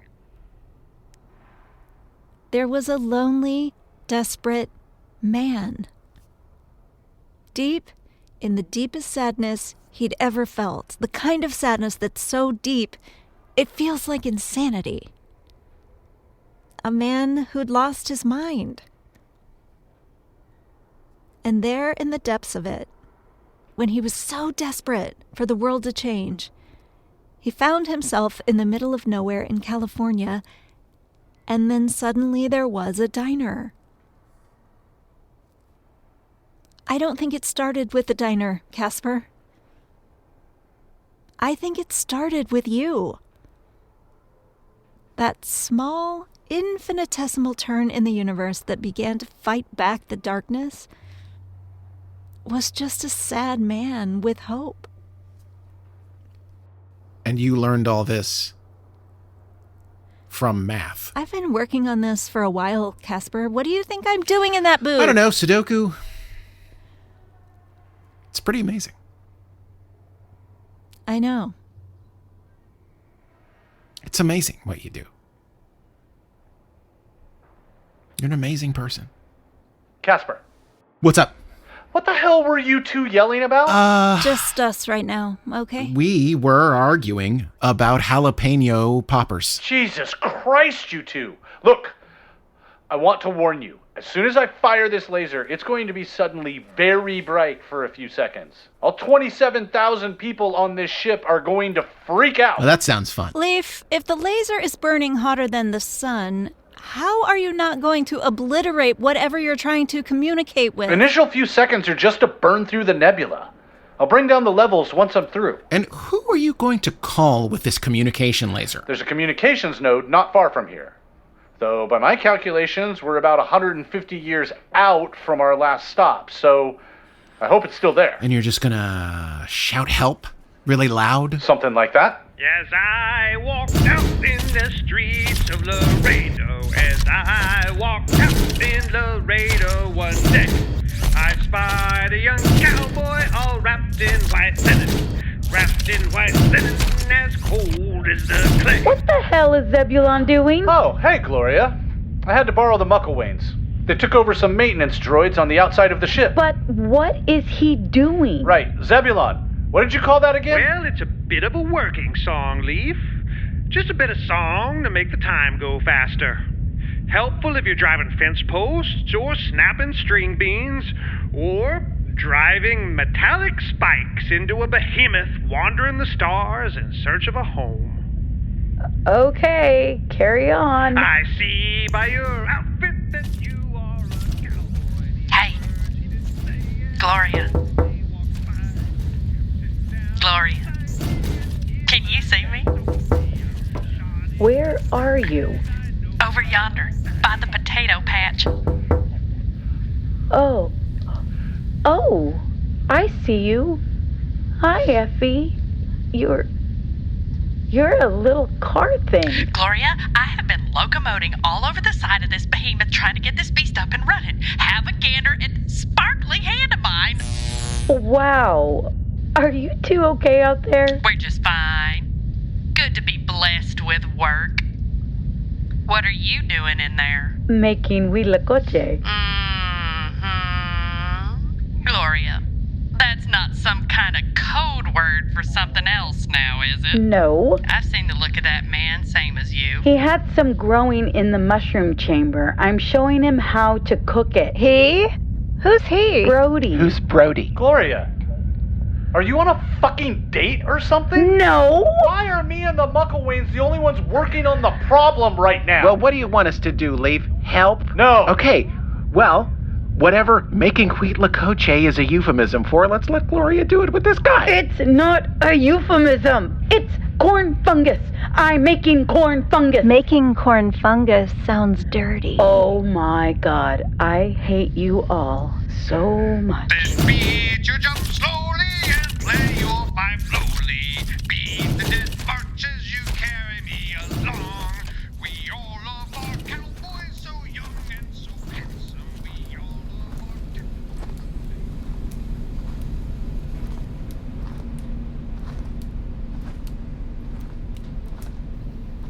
Seems like an odd assortment of crops to take down to a new planet. Staple crops take a long time to set up. These are all things that are more adaptable. Potatoes for a cold planet, tomatoes for a hot one. Soybeans are versatile. And then my beets. There would be a lot of new toxins on a new world, so the beets are there to take a scrub brush to your liver. Also, you make sugar with them, and that's nice. The grapevines wouldn't grow so fast, but it's a great way to attract local bacteria once they start making fruit. And once they start making fruit, you can make wine. The kind of wine that I'm sure was enjoyed by your attractive French wife. I'm in for a lifetime of comments about my French wife, aren't I? Yes. Can you at least tell me that your second wife was a frigid school marm or something? She was Brazilian. Oh, motherfucker, Terric. Sorry, I really did miss you the whole time. Prove it. I gave up immortality for you. Well, I need additional proof. Okay. That woman who tracked you down, she dug up evidence of you throughout history. Tamara? Yes. The first thing that sent her down the rabbit hole looking for you was a painting of you from 1917 by an artist named Modigliani. Woman with the red hair. I never met an artist named Modigliani.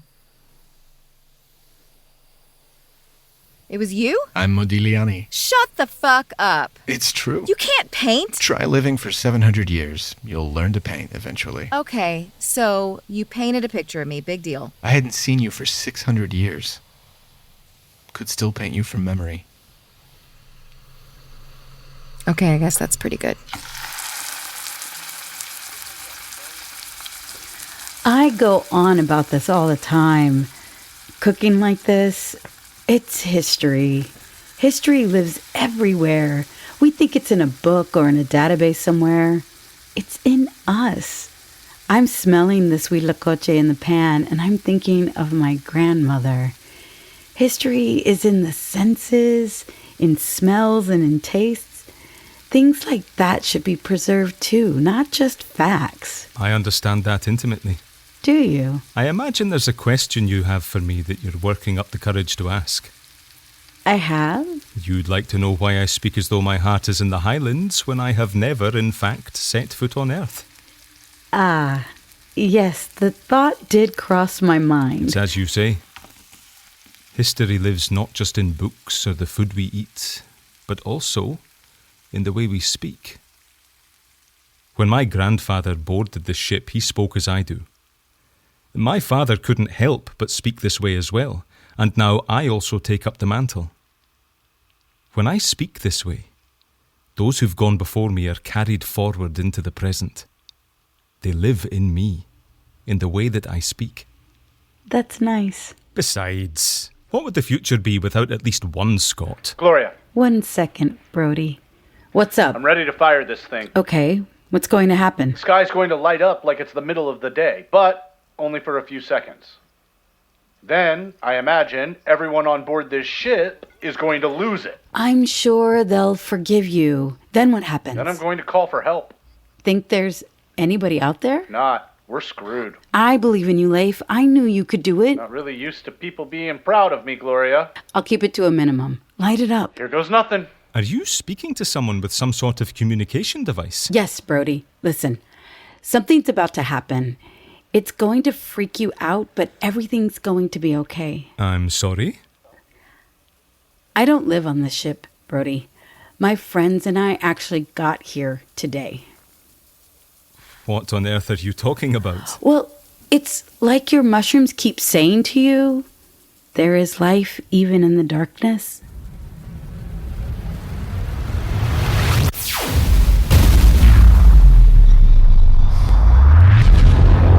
Jesus, Mary and fucking Joseph. Wow, pretty great, huh? There's been an explosion of some kind. We need to get you to an escape pod. I'll show you the closest one. Brodie, what did I just say? Gloria, what was that? It lit up the entire sky. That was Leif calling for help. Calling for help with what? A communications laser, apparently. Oh, God. What is that? That's the evacuation alarm. Of course it is. There's just been an explosion. Leif, should the evacuation alarm be going off right now? Nope.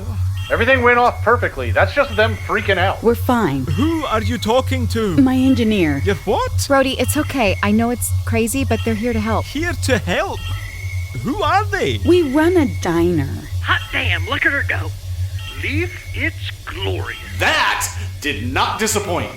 Nice work, Mucklewains. I couldn't have done it without you. Leif, that fucking rules. Leif gets to do all the cool things. We've noticed that, right? I really feel like we made something here, husband. It's a real beauty.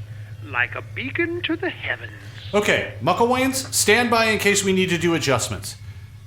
Everybody cross your fingers. Please, God, work.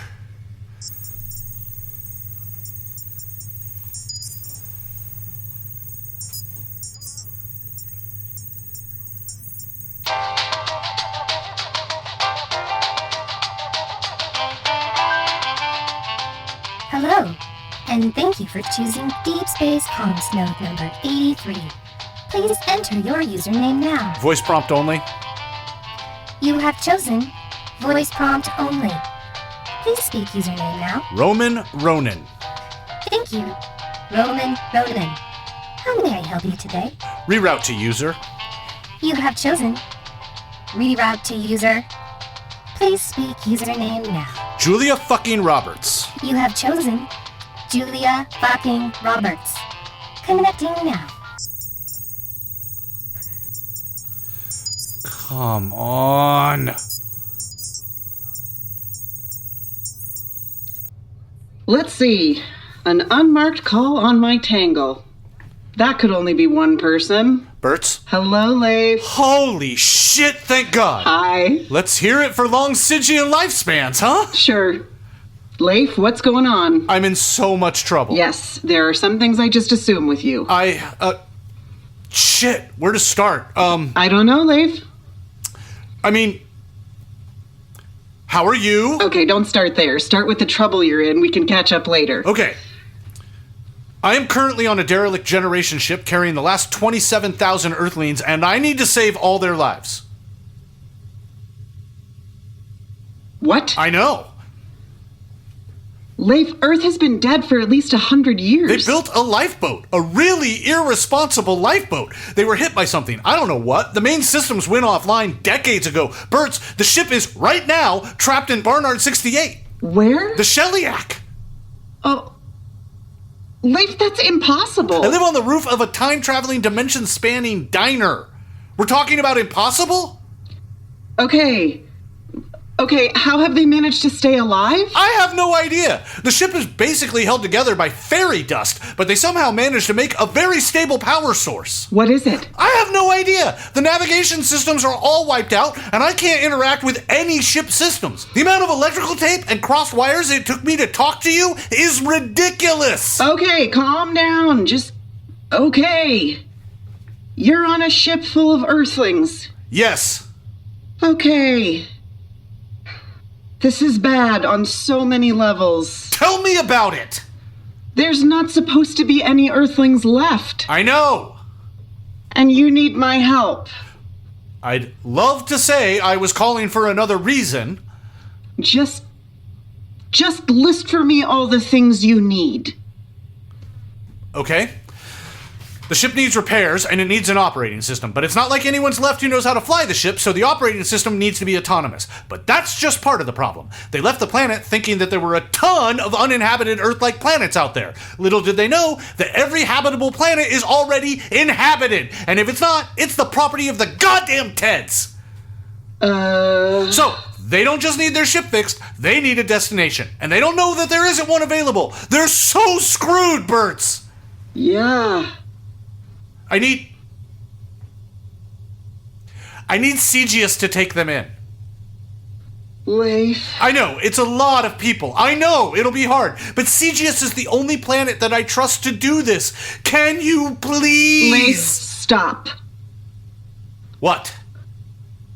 When was the last time you saw me? What do you mean? Just tell me. We had just blown up the Ted's wind chimes. What do you mean? Oh, fuck, okay. What? That was about 150 years ago. Yeah, I know! Leif, we can't take them. Berts, you've got to help me! Leif, listen to me. This is so confusing. I thought I'd be better at this by now. After even older Leif's funeral, I went back home to Siouxsie. There was so much bad blood towards the Teds after you left. It all boiled over. There was a war, Leif, across the entire system. It was bad. Shit. Millions of people died. It went on for years. Please, don't tell me the Teds won. No, they didn't. But they still control half of the Triad. There's a peace treaty, but it's a very tenuous one. That sounds horrific, but it sounds like a step in the right direction. There was an article in the treaty. Article 53. The Teds held Earth responsible for a lot of their misfortune, mainly because of you all. No planet or organization was allowed to interact with Earth. Ever. Earth was to be completely cut off from the Triad. Let Earth burn, they said. That would include a ship full of 27,000 of them. You've got to be kidding me. I'm sorry. Why would they agree to that? It wasn't them. It was us. It was me. The coalition of planets that fought the Teds elected a chancellor. That chancellor was me. You fought the Teds. And you won! Finally. But not without defeats. Earth was one of those defeats. I'm sorry. So if any planet comes to our aid, the war starts again? It may. And we can't do it again, Leif. It cost us so much. This fucking day! I know. This fucking day, Bert! Look, if it were just me, I'd get in a ship myself right now, but you know how it is here. Everything's a committee. I would never get everyone on board. When I heard your voice, I really thought I was home free. I know. I'm so sorry. Leif, I know this is hard for you, but In a few hours, you'll be in a whole new world and far away from this problem.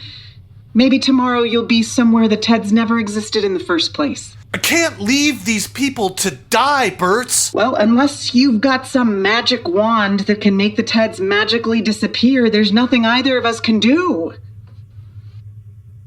God, this is terrible. It usually goes much better when you pop back into my life.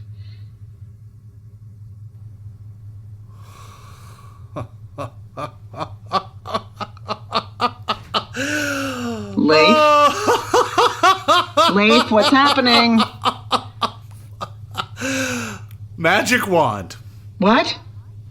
The fucking Earths, man! What do the Earths have to do with this? This coalition of planets. The Allied Powers. How quickly can you call a meeting? I'm the fucking Chancellor. I can call a meeting in 5 minutes. What? Okay. You want a magic wand? Get on the horn with the other planets. Tell them this. If they help this ship full of Earthlings, I've got a quantum processor made by the Earths from 800 years in the future. You ask this coalition of planets if they want to wake up tomorrow with an 800-year head start on the Teds. You're shitting me. Nope. Where the hell did you get a processor from 800 years in the future? I got it from 800 years in the future, Berts. We were trapped there for weeks. I had to serve brunch. It sucked. Okay, definitely stick a pin in that story for later, but you're serious. And if I don't have an answer soon, this magic wand is gone in a few hours. Okay. Okay, this might work. Okay, we're gonna do this.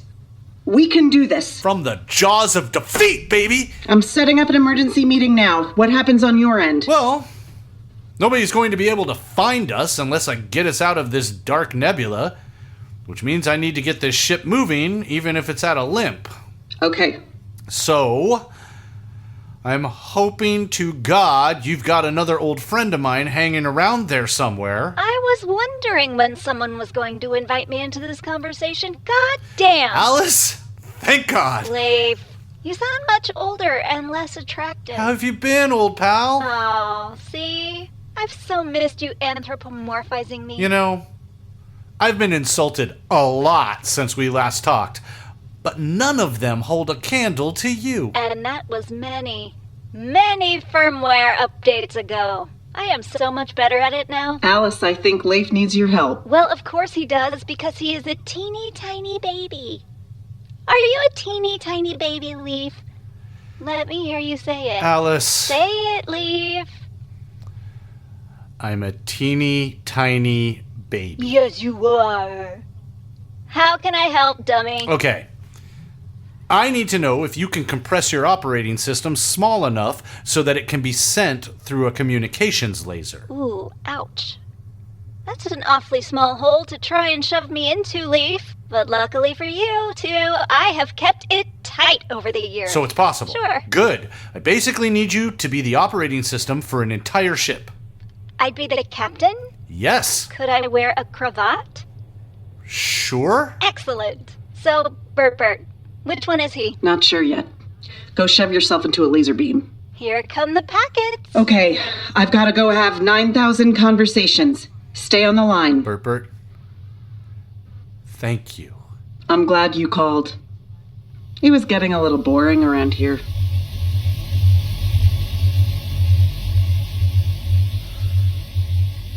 That is a laser beam. It is. It is surprising.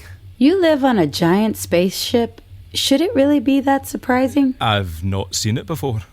Yeah, I had my guy make some changes to it. Your guy? Yeah. I'm quite confused, Gloria. I know. Are we nearing the end of something or the beginning of something? Endings, beginnings, all the same stuff. Mm-hmm. Can you please explain to me... I'd really love to see those grapevines over there. Can you take me on a walk through those grapevines and I'll tell you everything? You won't believe me, but I'll tell you everything. I can do that, yes. And Brodie, after today, you're never going to see me again. Make it count, okay? That I shall. Okay, this has become a total circus. Tell me. I've got the coalition on board. They're very nervous about it, but having a massive advantage over the Teds was too irresistible. Fucking fantastic. Once you're out of the nebula, you'll meet up with first responders to repair the ship. Trusk is sending the Cole to do preliminary repairs. It's a hull splitter. Great. The Cole will escort the ship to the nearest warp gate. Then 27,000 Earthlings will go through their first wormhole. Please make sure they have barf bags. Got it. On the other side of the warp gate will be a ridiculous amount of delegate ships. Of course, everyone wants to send a ship. Great. We're sending the Lyra Orchid. Sepsu is sending the Skyland. Garion is sending the Rashmi Venkatesh. Gridon is sending the Galatea. And the list goes on and on. That sounds like a political headache, and I'm glad I'm missing it. There is one thing. Don't freak out. Oh, God, what? Pirates. Jesus Christ, don't tell me. No.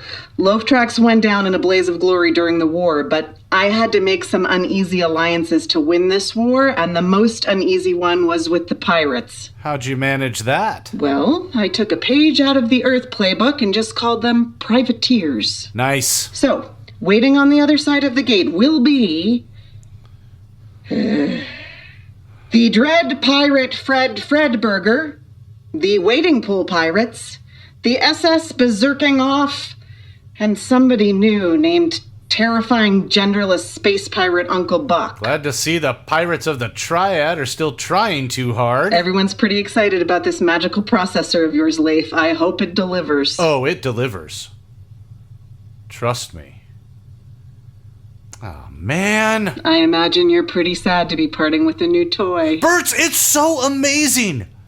I did so much cool shit with that thing. I'm sorry. I even put the gun back together. The gun? Oh, the gun? Yes. The Groogy gun? Yeah. I had a targeting system and everything. You know Trusk totally stole that design? That gun is on several of their battleships now. Those fucking 8-foot thieves. Nobody's safe from the Truscan reminder. It's going to break my heart to scrap that thing. I mean, maybe a giant particle cannon on the roof of the diner isn't the best message to send. Yeah.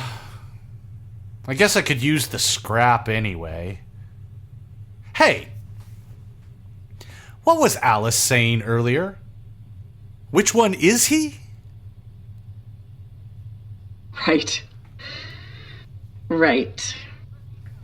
Let me tell you what my life has been like. It's been long. I fought a war, a long one.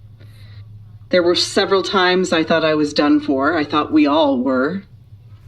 I became a politician, a leader. I found a husband. A couple of them. I had children, most of whom I really like. I'm on the brink of retirement now. And then through all that, every once in a while, it would be a knock on my door, a sudden appearance of a diner down the street, an unlisted call on my Tangle. Throughout it all was you. Every once in a while, you would pop back into my life. It got to the point where my kids started calling you Sivash Tualua. Strange sky, Uncle? Yes. But here's the thing. It wasn't always you. Sometimes you would remember the last time we talked, sometimes you wouldn't. Sometimes you'd look a little older, sometimes a little younger. Sometimes you wouldn't look like you at all, but you would remember me. There's a bunch of versions of me out there? What? You're not used to that by now? You explained it to me once. You said that every universe has the diner or something like it, and a lot of them end up with a Leif. And a lot of those Leifs end up with a Bertbert. There's a lot to be seen in every universe, and they're all very different from each other. But apparently in quite a few of them, a girl named Bertbert walked up to a guy named Leif in Sirius Station, and the rest is history. You know, looking back, I don't know what I would have done without you. I know, Leif. Me too. Attention, Leif! I am inside you. You did it! Leif. Wow. I thought being inside the Nancy Sinatra was bad. Being inside this piece of crap is like wearing a dress made of chicken bones. It's not great. Forever unclean, Leif. I'm sorry. What am I doing first? Please say flying it into the sun. Your OS is adaptive, so it's going to be able to cover basic functions, but I need to be able to talk to whatever is running this thing. It's got a good power source, but I don't have time to go looking for it. I need the stats up here. Okay. What about all these archives? Their whole library got burned down. Yeah, as soon as you've got the bandwidth, start a data reconstruction program on basically everything. Then what? We're going to fire up the engines and get the fuck out of here. Well, that's for sure going to kill us. That's the spirit. Mucklewains, how are things going out there? Hard to tell on our end, but this beacon of yours is looking brand new. We've raised quite a barn for you out here, Leif.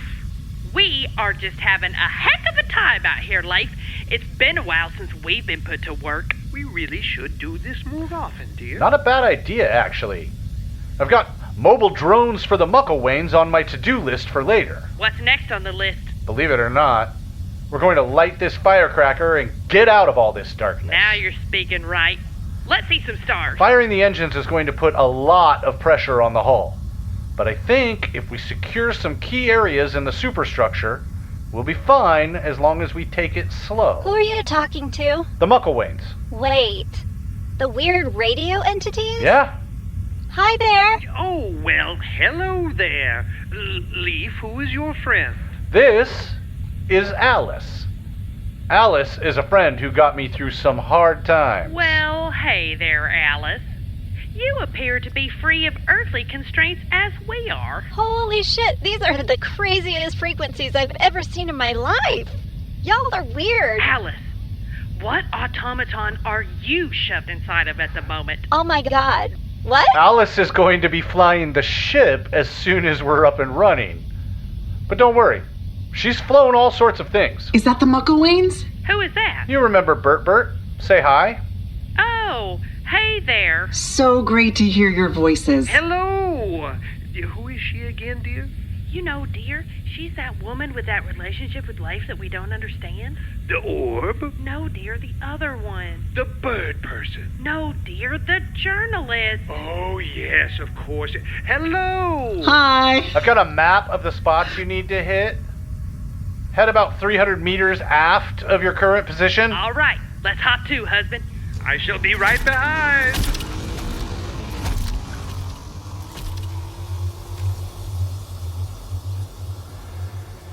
It's the simple things in life, you know?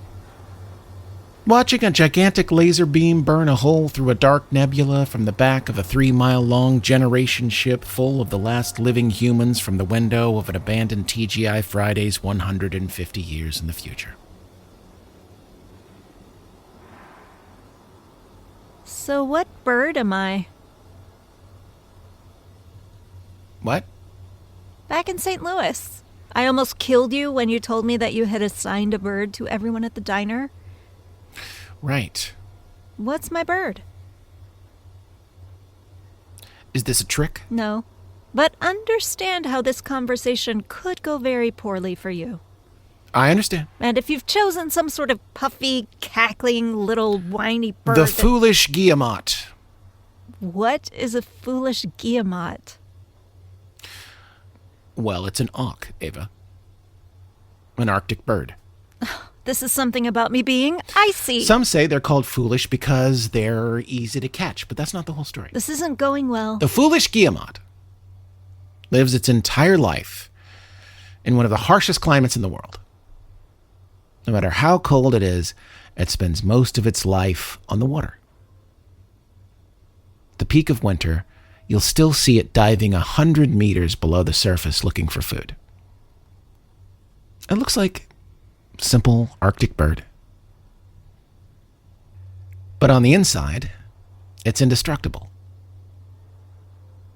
And during terrible winter storms, the foolish guillemot will travel as far south as New York Bay. New Yorkers would look out their windows and see this one lone bird, still out there hunting while all the other birds are hiding, waiting for the storm to pass. And they would look out their windows and see this bird in the storm, and they would say, "Look at that bird. How foolish." But it's just because they don't know you.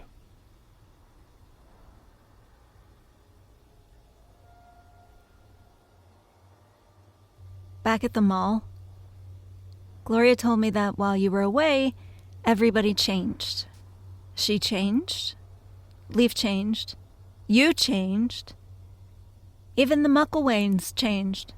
But I didn't. I stayed the same. Well, that's on brand. Consistency.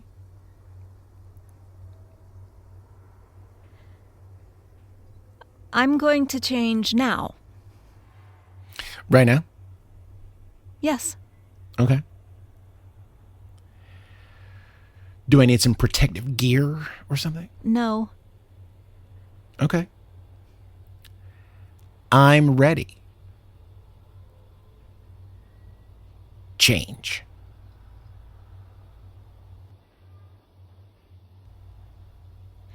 Don't go.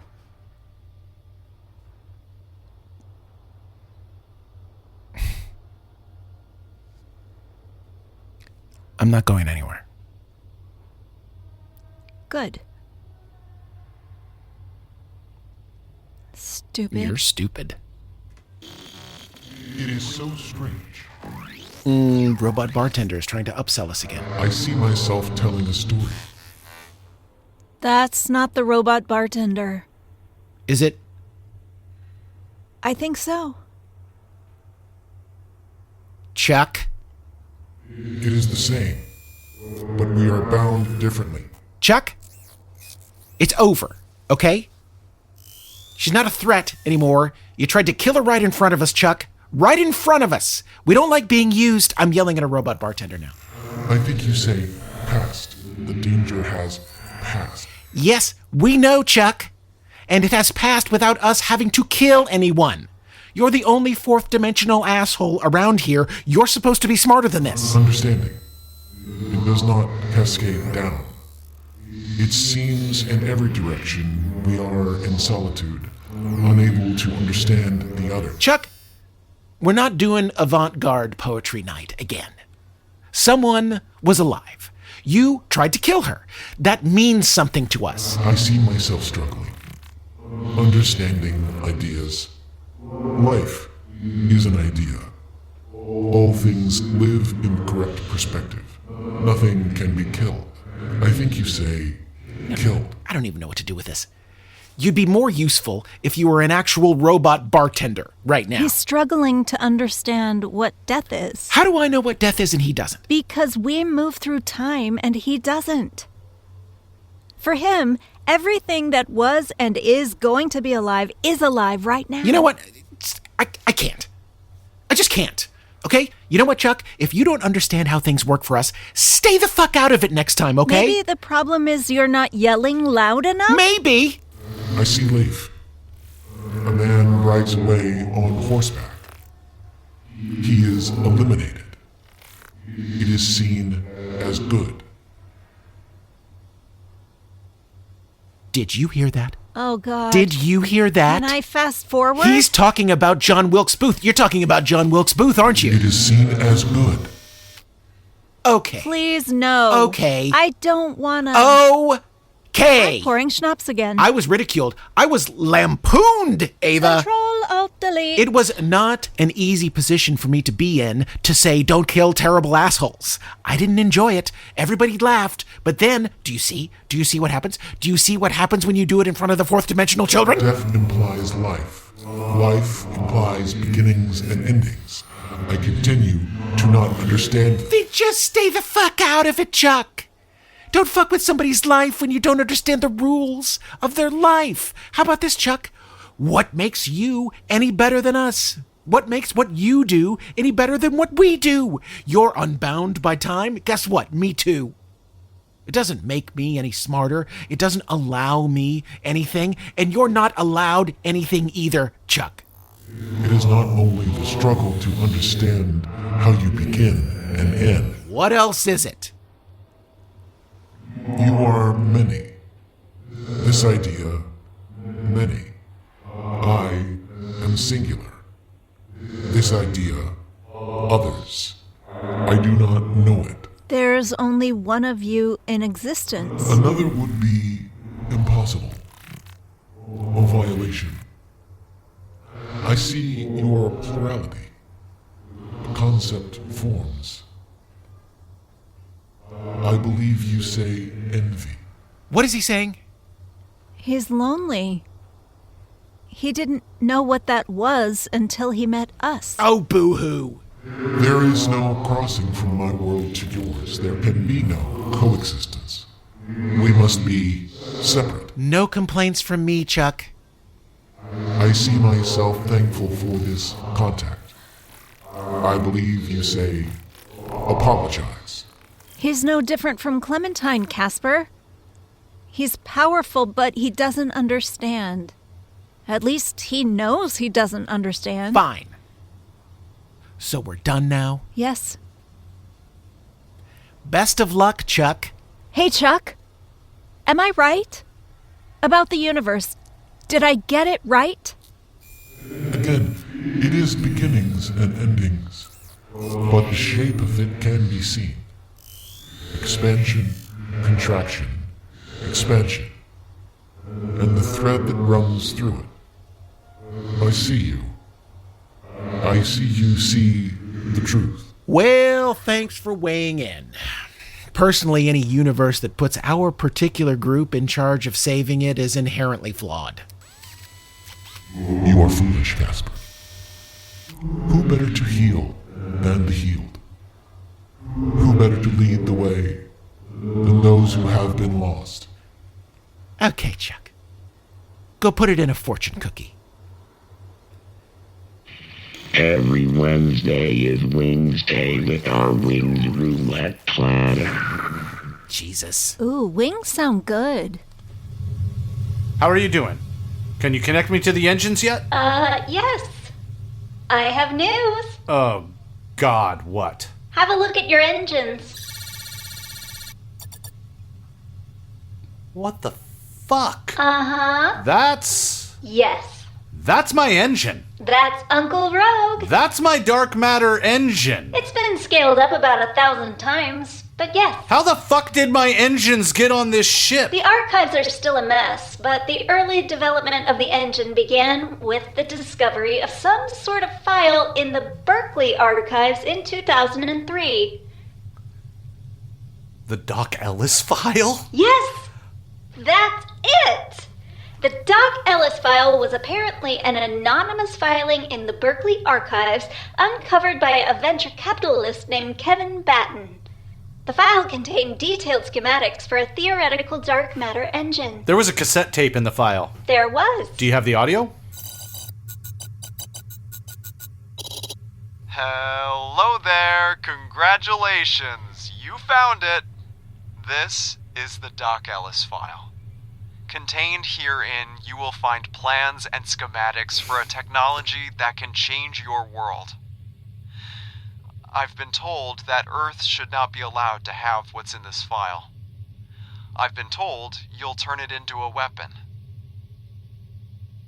Maybe you will. Not for me to say. How could I say? In the brief time I've spent on this planet, I have not really understood any of you. Myself included. I've been told to bury this discovery of mine, to let it never see the light of day. But I just can't seem to let it go completely. So I've decided to play both sides of the fence. I will bury it completely. But I'll bury it here, deep in these archives. If you should find it, do something with it. I don't ask that you do something good with it, just something interesting. Something new. The thought may occur to you to come looking for me. find out who I am, you won't find me. I'll be long gone. At the end of summer, look low on the horizon. You'll see Sirius, the dog star. That's where I've gone. I'll take to the stars to meet all the different versions of myself. Maybe even one day, round them all up into one person. I go to the stars to meet myself, as we all should. I may fail, but I know I'll never look back. Best of luck to you.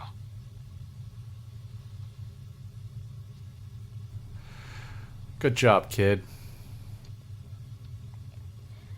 Apparently, when Earth started to fail, Kevin Batten was able to convince quite a few billionaires that he could make an escape pod for the whole planet using the technology he'd discovered. You saved the human race, Leif. Not bad. Not bad at all. Okay.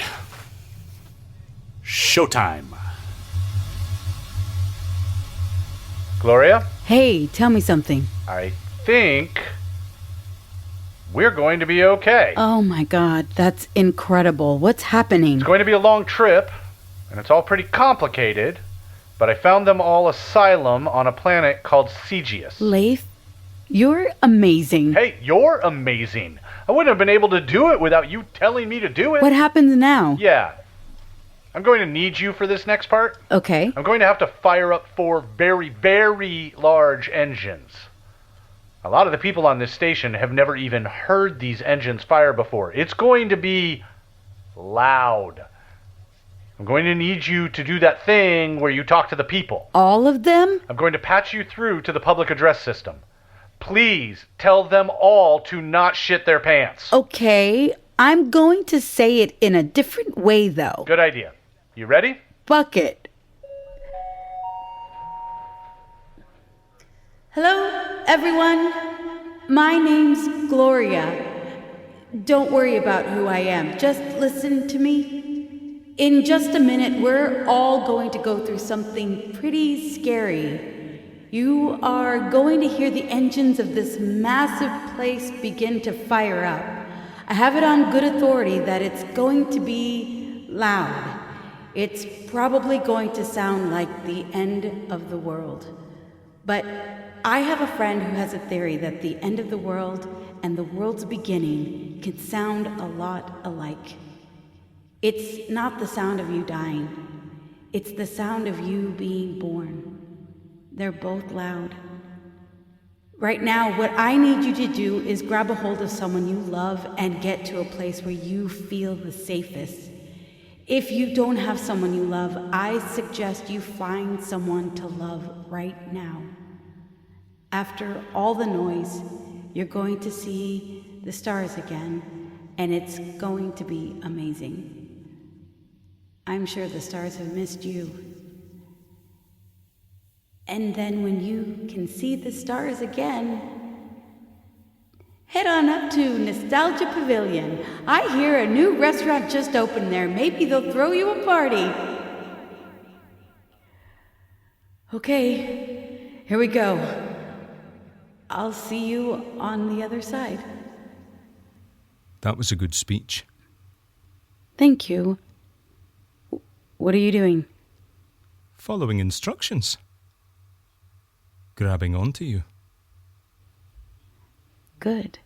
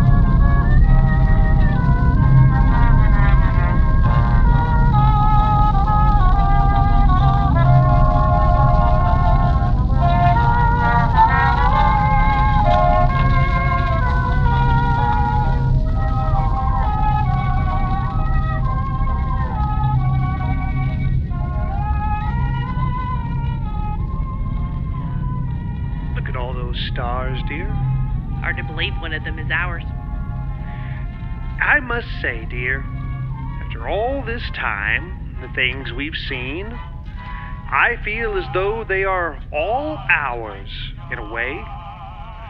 All my talk of back home and longing for the farm, when in truth, we are home.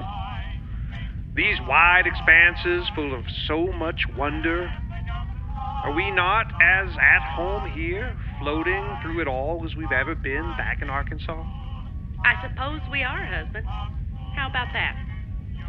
Born on a farm and now riding atop the back of a ship that sails through the stars. It's a good life. Yes, dear, it is. Thank you, Lord, for this life. Did we live? We're out of the nebula, at least. Okay. I'm getting word that we have you on sensors now. You are officially a blip on the map. How long until the Truskins get here? They're about 3 days out. Okay. I was thinking about something. First contact with an alien race for these people is going to be the Truskins. Yeah. It's not ideal. First, they're going to be terrified by 8-foot golems, and then they're going to be bored to tears listening to explanations of tensile strength. Nothing to be done about it at this point. Actually, I've got an idea, if you'll indulge me. Hey, Leif. I'm reconstructing personal logs of all the passengers. One of the entries mentions you. Really? Yeah. It's weird. Play it. Well, here I am again, talking into one of these. Oh, shit. They've encouraged us to keep personal logs to preserve the history of our journey. Honestly, I don't think I'll stick with it. I'm all talked out at this point. Really, I just want to make one of these because I'm curious if one of my old friends is listening. You heard me last time. Are you listening now? Is that you, Leif? Hey, Tamara. A man named Kevin Batten said he had an idea on how to save the world.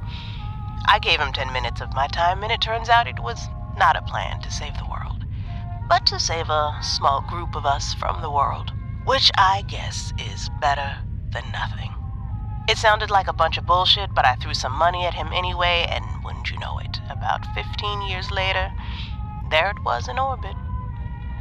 And now I'm sitting here in what must be the most expensive retirement condo in the history of the world. You would not believe my view. But, I mean, I suppose y'all can. What a life. I'm old now. I don't imagine I'll see our final destination, but that's all right. This is my final destination. I'm going to spend the rest of my days looking out this window and watching television. They say they've got every TV show ever made, but I just keep watching the same shit over and over again. I hope they get to where they're going. And if they run into trouble, I hope y'all can help them out. So, one final thank you to my old friends. You gave a girl a life of adventure. What else is there? I believe it goes something like, I'll be out there, somewhere, looking for you. Who was that?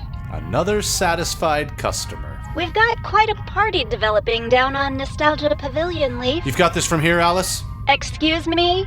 That's Captain Alice now. Aye, aye, Captain. Berts? We actually stopped saying goodbye a long time ago.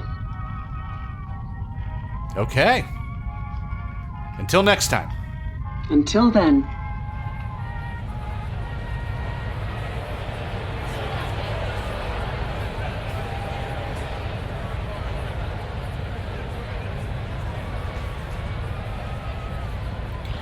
Okay, the process is simple, y'all. Take a tortilla, then you fill it with chicken, steak, or carnitas, then grab whatever you like and put it on top of the meat. There's no wrong way to do it. That's a lie. There's totally a wrong way to do it. I would ask where this food came from, but I seem to have lost my ability to ask questions. Good. Who wants to live a life where you've figured everything out? I think you'd really love it. The kids are really great, and they're dying to know more about Earth. Come by the classroom sometime, and I can set you up with some classes. I think it would be really great. Do you have any experience teaching? I do. Great. Come by. I will. What's your teaching experience? I'm Dean Emeritus of the University of Sao Paulo. You can't call yourself Dean Emeritus of a university that doesn't exist anymore. Watch me. Greetings, Ancient One. Hey, Caspar. How are you doing there, Shiva Goddess of Destruction? Are you guys drunk right now? You're drunk right now. We were at the dilapidated TGI Fridays performing a public service. There was schnapps there. There was schnapps, which is the worst of the fluids. It's very terrible. But we did realize that if we drank all of it, there would literally be no schnapps left in the universe. We have eliminated all the schnapses. Schnapses? I think schnapps is plural and singular. Schnapsai? You really feel comfortable being drunk in front of two Baptist ministers? We've gotten the brandy down from the top shelf, so I don't know what you're talking about, Clementine. A toast to you all. Top shelf of where? Just don't. I have officially saved the human race twice today. Please, no autographs. Leif, where are we going? Siouxsie. What's it like there? Oh, it's great.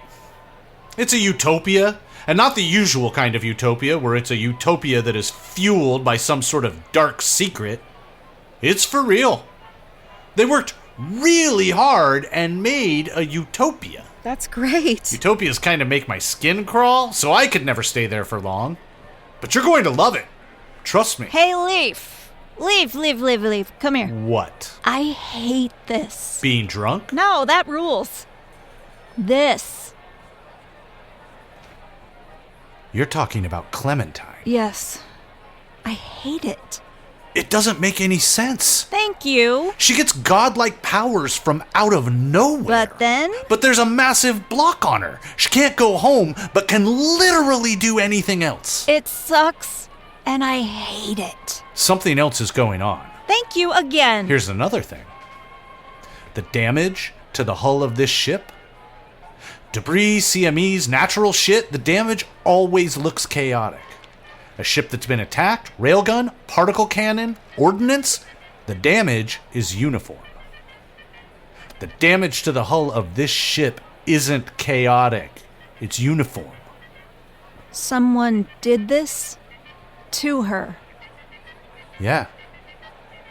There's somebody new in town. God damn, these are the hungriest people I've ever seen. Well, they've never had Mexican food, and they've been vegetarians for 3 generations. Oops. Not anymore. Do you need any help? No, it's fine.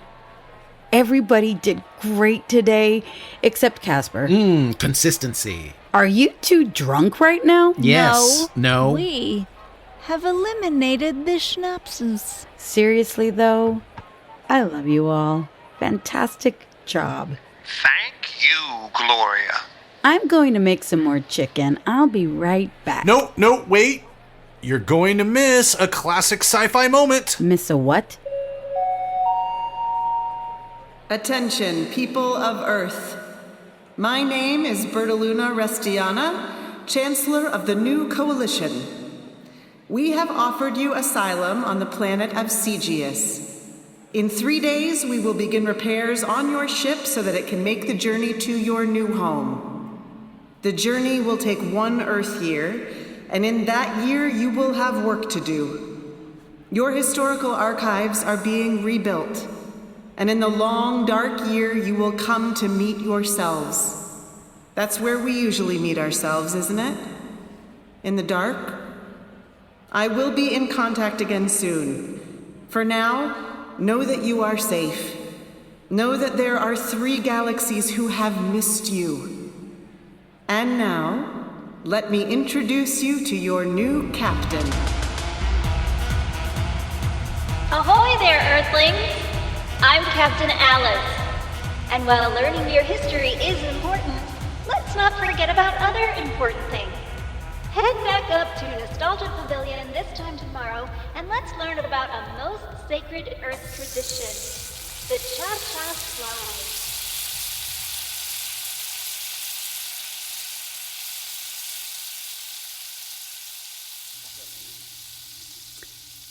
thank you. I don't know if you meant to, but you did a good thing. She deserves to be here. She deserves to be alive. Also, thank you for choosing me. Because you chose me, didn't you? That ad in Craigslist. I don't know why. I don't know why it was me. I'm just a woman with a failed restaurant.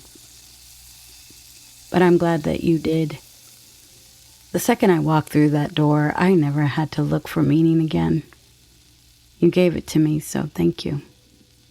I don't know why it's me, but thank you. You stood up in front of a classroom of children and you told them about restaurants. I did. Of all the things you could have told them, you told them about these garish, wasteful extravagances of a bygone world. Why would you do that? What did you say to them? I said to them that every once in a while people will find themselves alone. I was alone a lot in my early days. There's a beauty to it, but the beauty of solitude only takes you so far. Walking around in a moonlit city, when you have a bad day and you're alone, it's hard.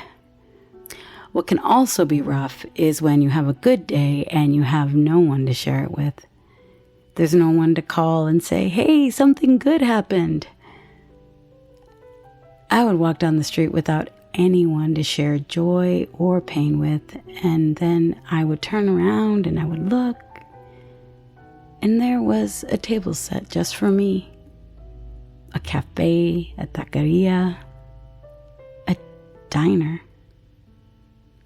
There was my table right there, just for me.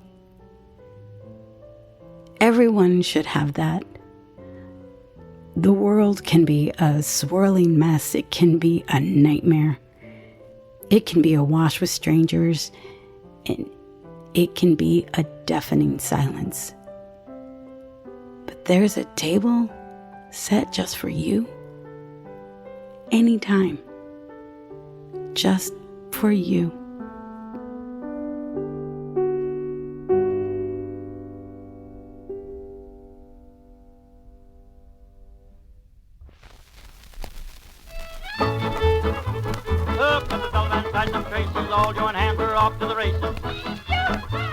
Thanks for listening to Midnight Burger, y'all. Be sure and tune in this time next month for more adventures in the vastness. And if time and tide roil you too harshly, or diurnal courses leave you with no safe havens, just remember, we're out there, somewhere, looking for you. We open at 6. Thank you so much, everyone, for joining us for Season 3 of Midnight Burger. It truly is the joy of our lives to be able to tell this story to you. We're going to take a little break now, but we won't be gone for too long. We hope everyone has a nice, reflective winter, and we will see you again in March. Now, you know, a lot of people have been saying to me, hey, Joe, that list at the end of the episodes, it's getting pretty long. You going to keep really doing that, no matter how long the list gets? So I will say, did we expect this list at the end of every episode to get this long? No, we did not. Do we have any intention of stopping? Also no. So let's hear it for him.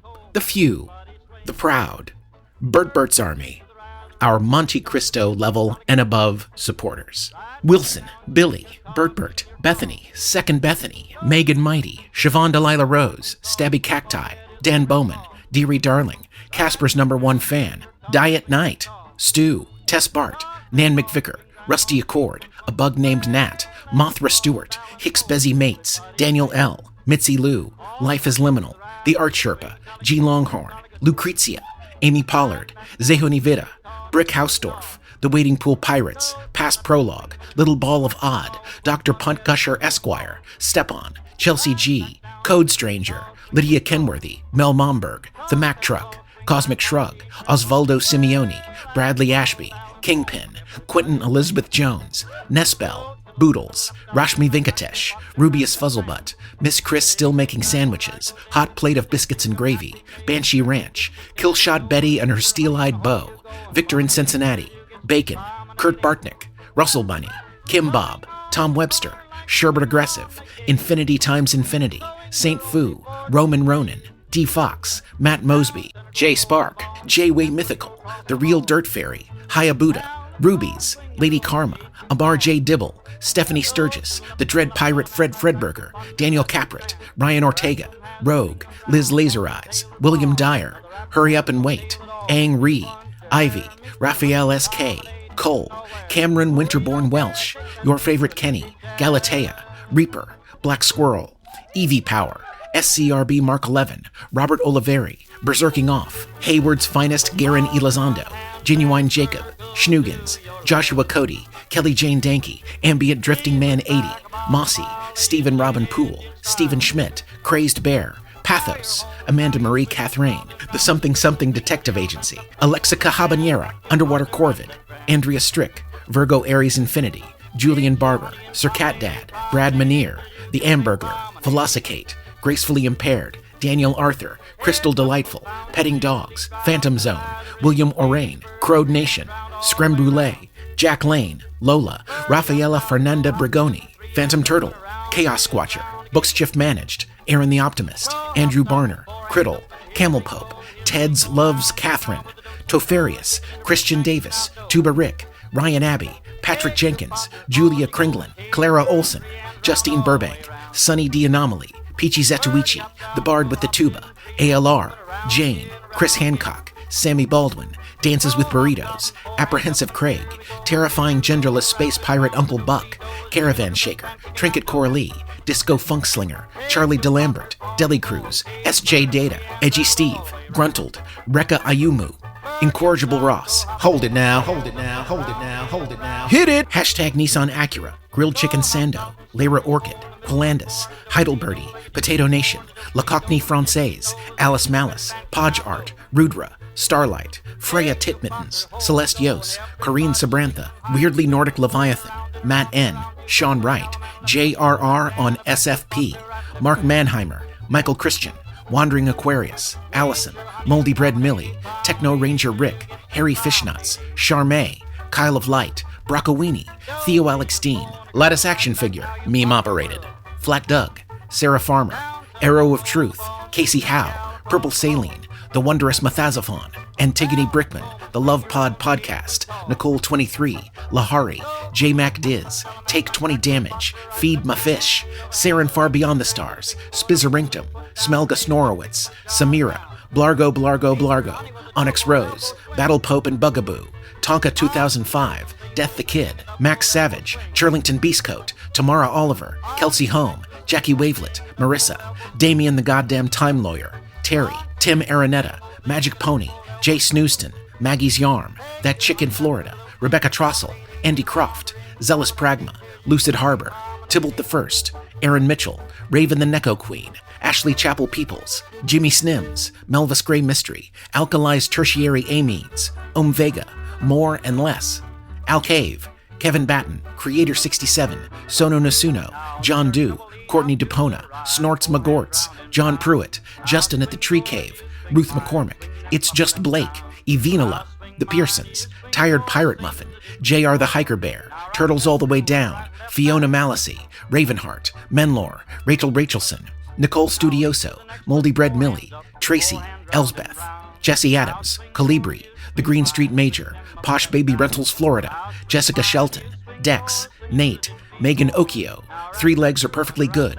Mars Royalty, Sarah Murphy, Peter, Malaran, Mrunmai Salil, Callison, Noah and Katie, Late Indeed Again, Unexciting K, Ian Hertzler, Vicky Abear, Mother of Thor, Huey 702S, Cryptesia, Drew Ryboff, Fireball XL5, Nth Anomaly, Atlas B, Salazar the Domage, Spruce Box, Fresh Squeezed, Laura, Ryan Abbey, Frelp, Zuzana, Best Buds Danny and M, Captain Blep, Finnegan Robert, Lord Than and Lady Sars, Ashton James, Paul A. Johnson, Hunter B, Zachy Nat, Big Whiskey, Talon Lawson, Hannah Dale, Qualandis, Nhea, Kara, Julia, Ben and Jessica, Tarvok Stormbringer, Just Jane is Fine, Dandy Bay, Bobby G, CC Ryder, Maisie's Bandstand, The Combat Wombat, K-Mac, Rambo, Kirsten, Eli the Electrician, Jackie Lowy, Adelaide Dark,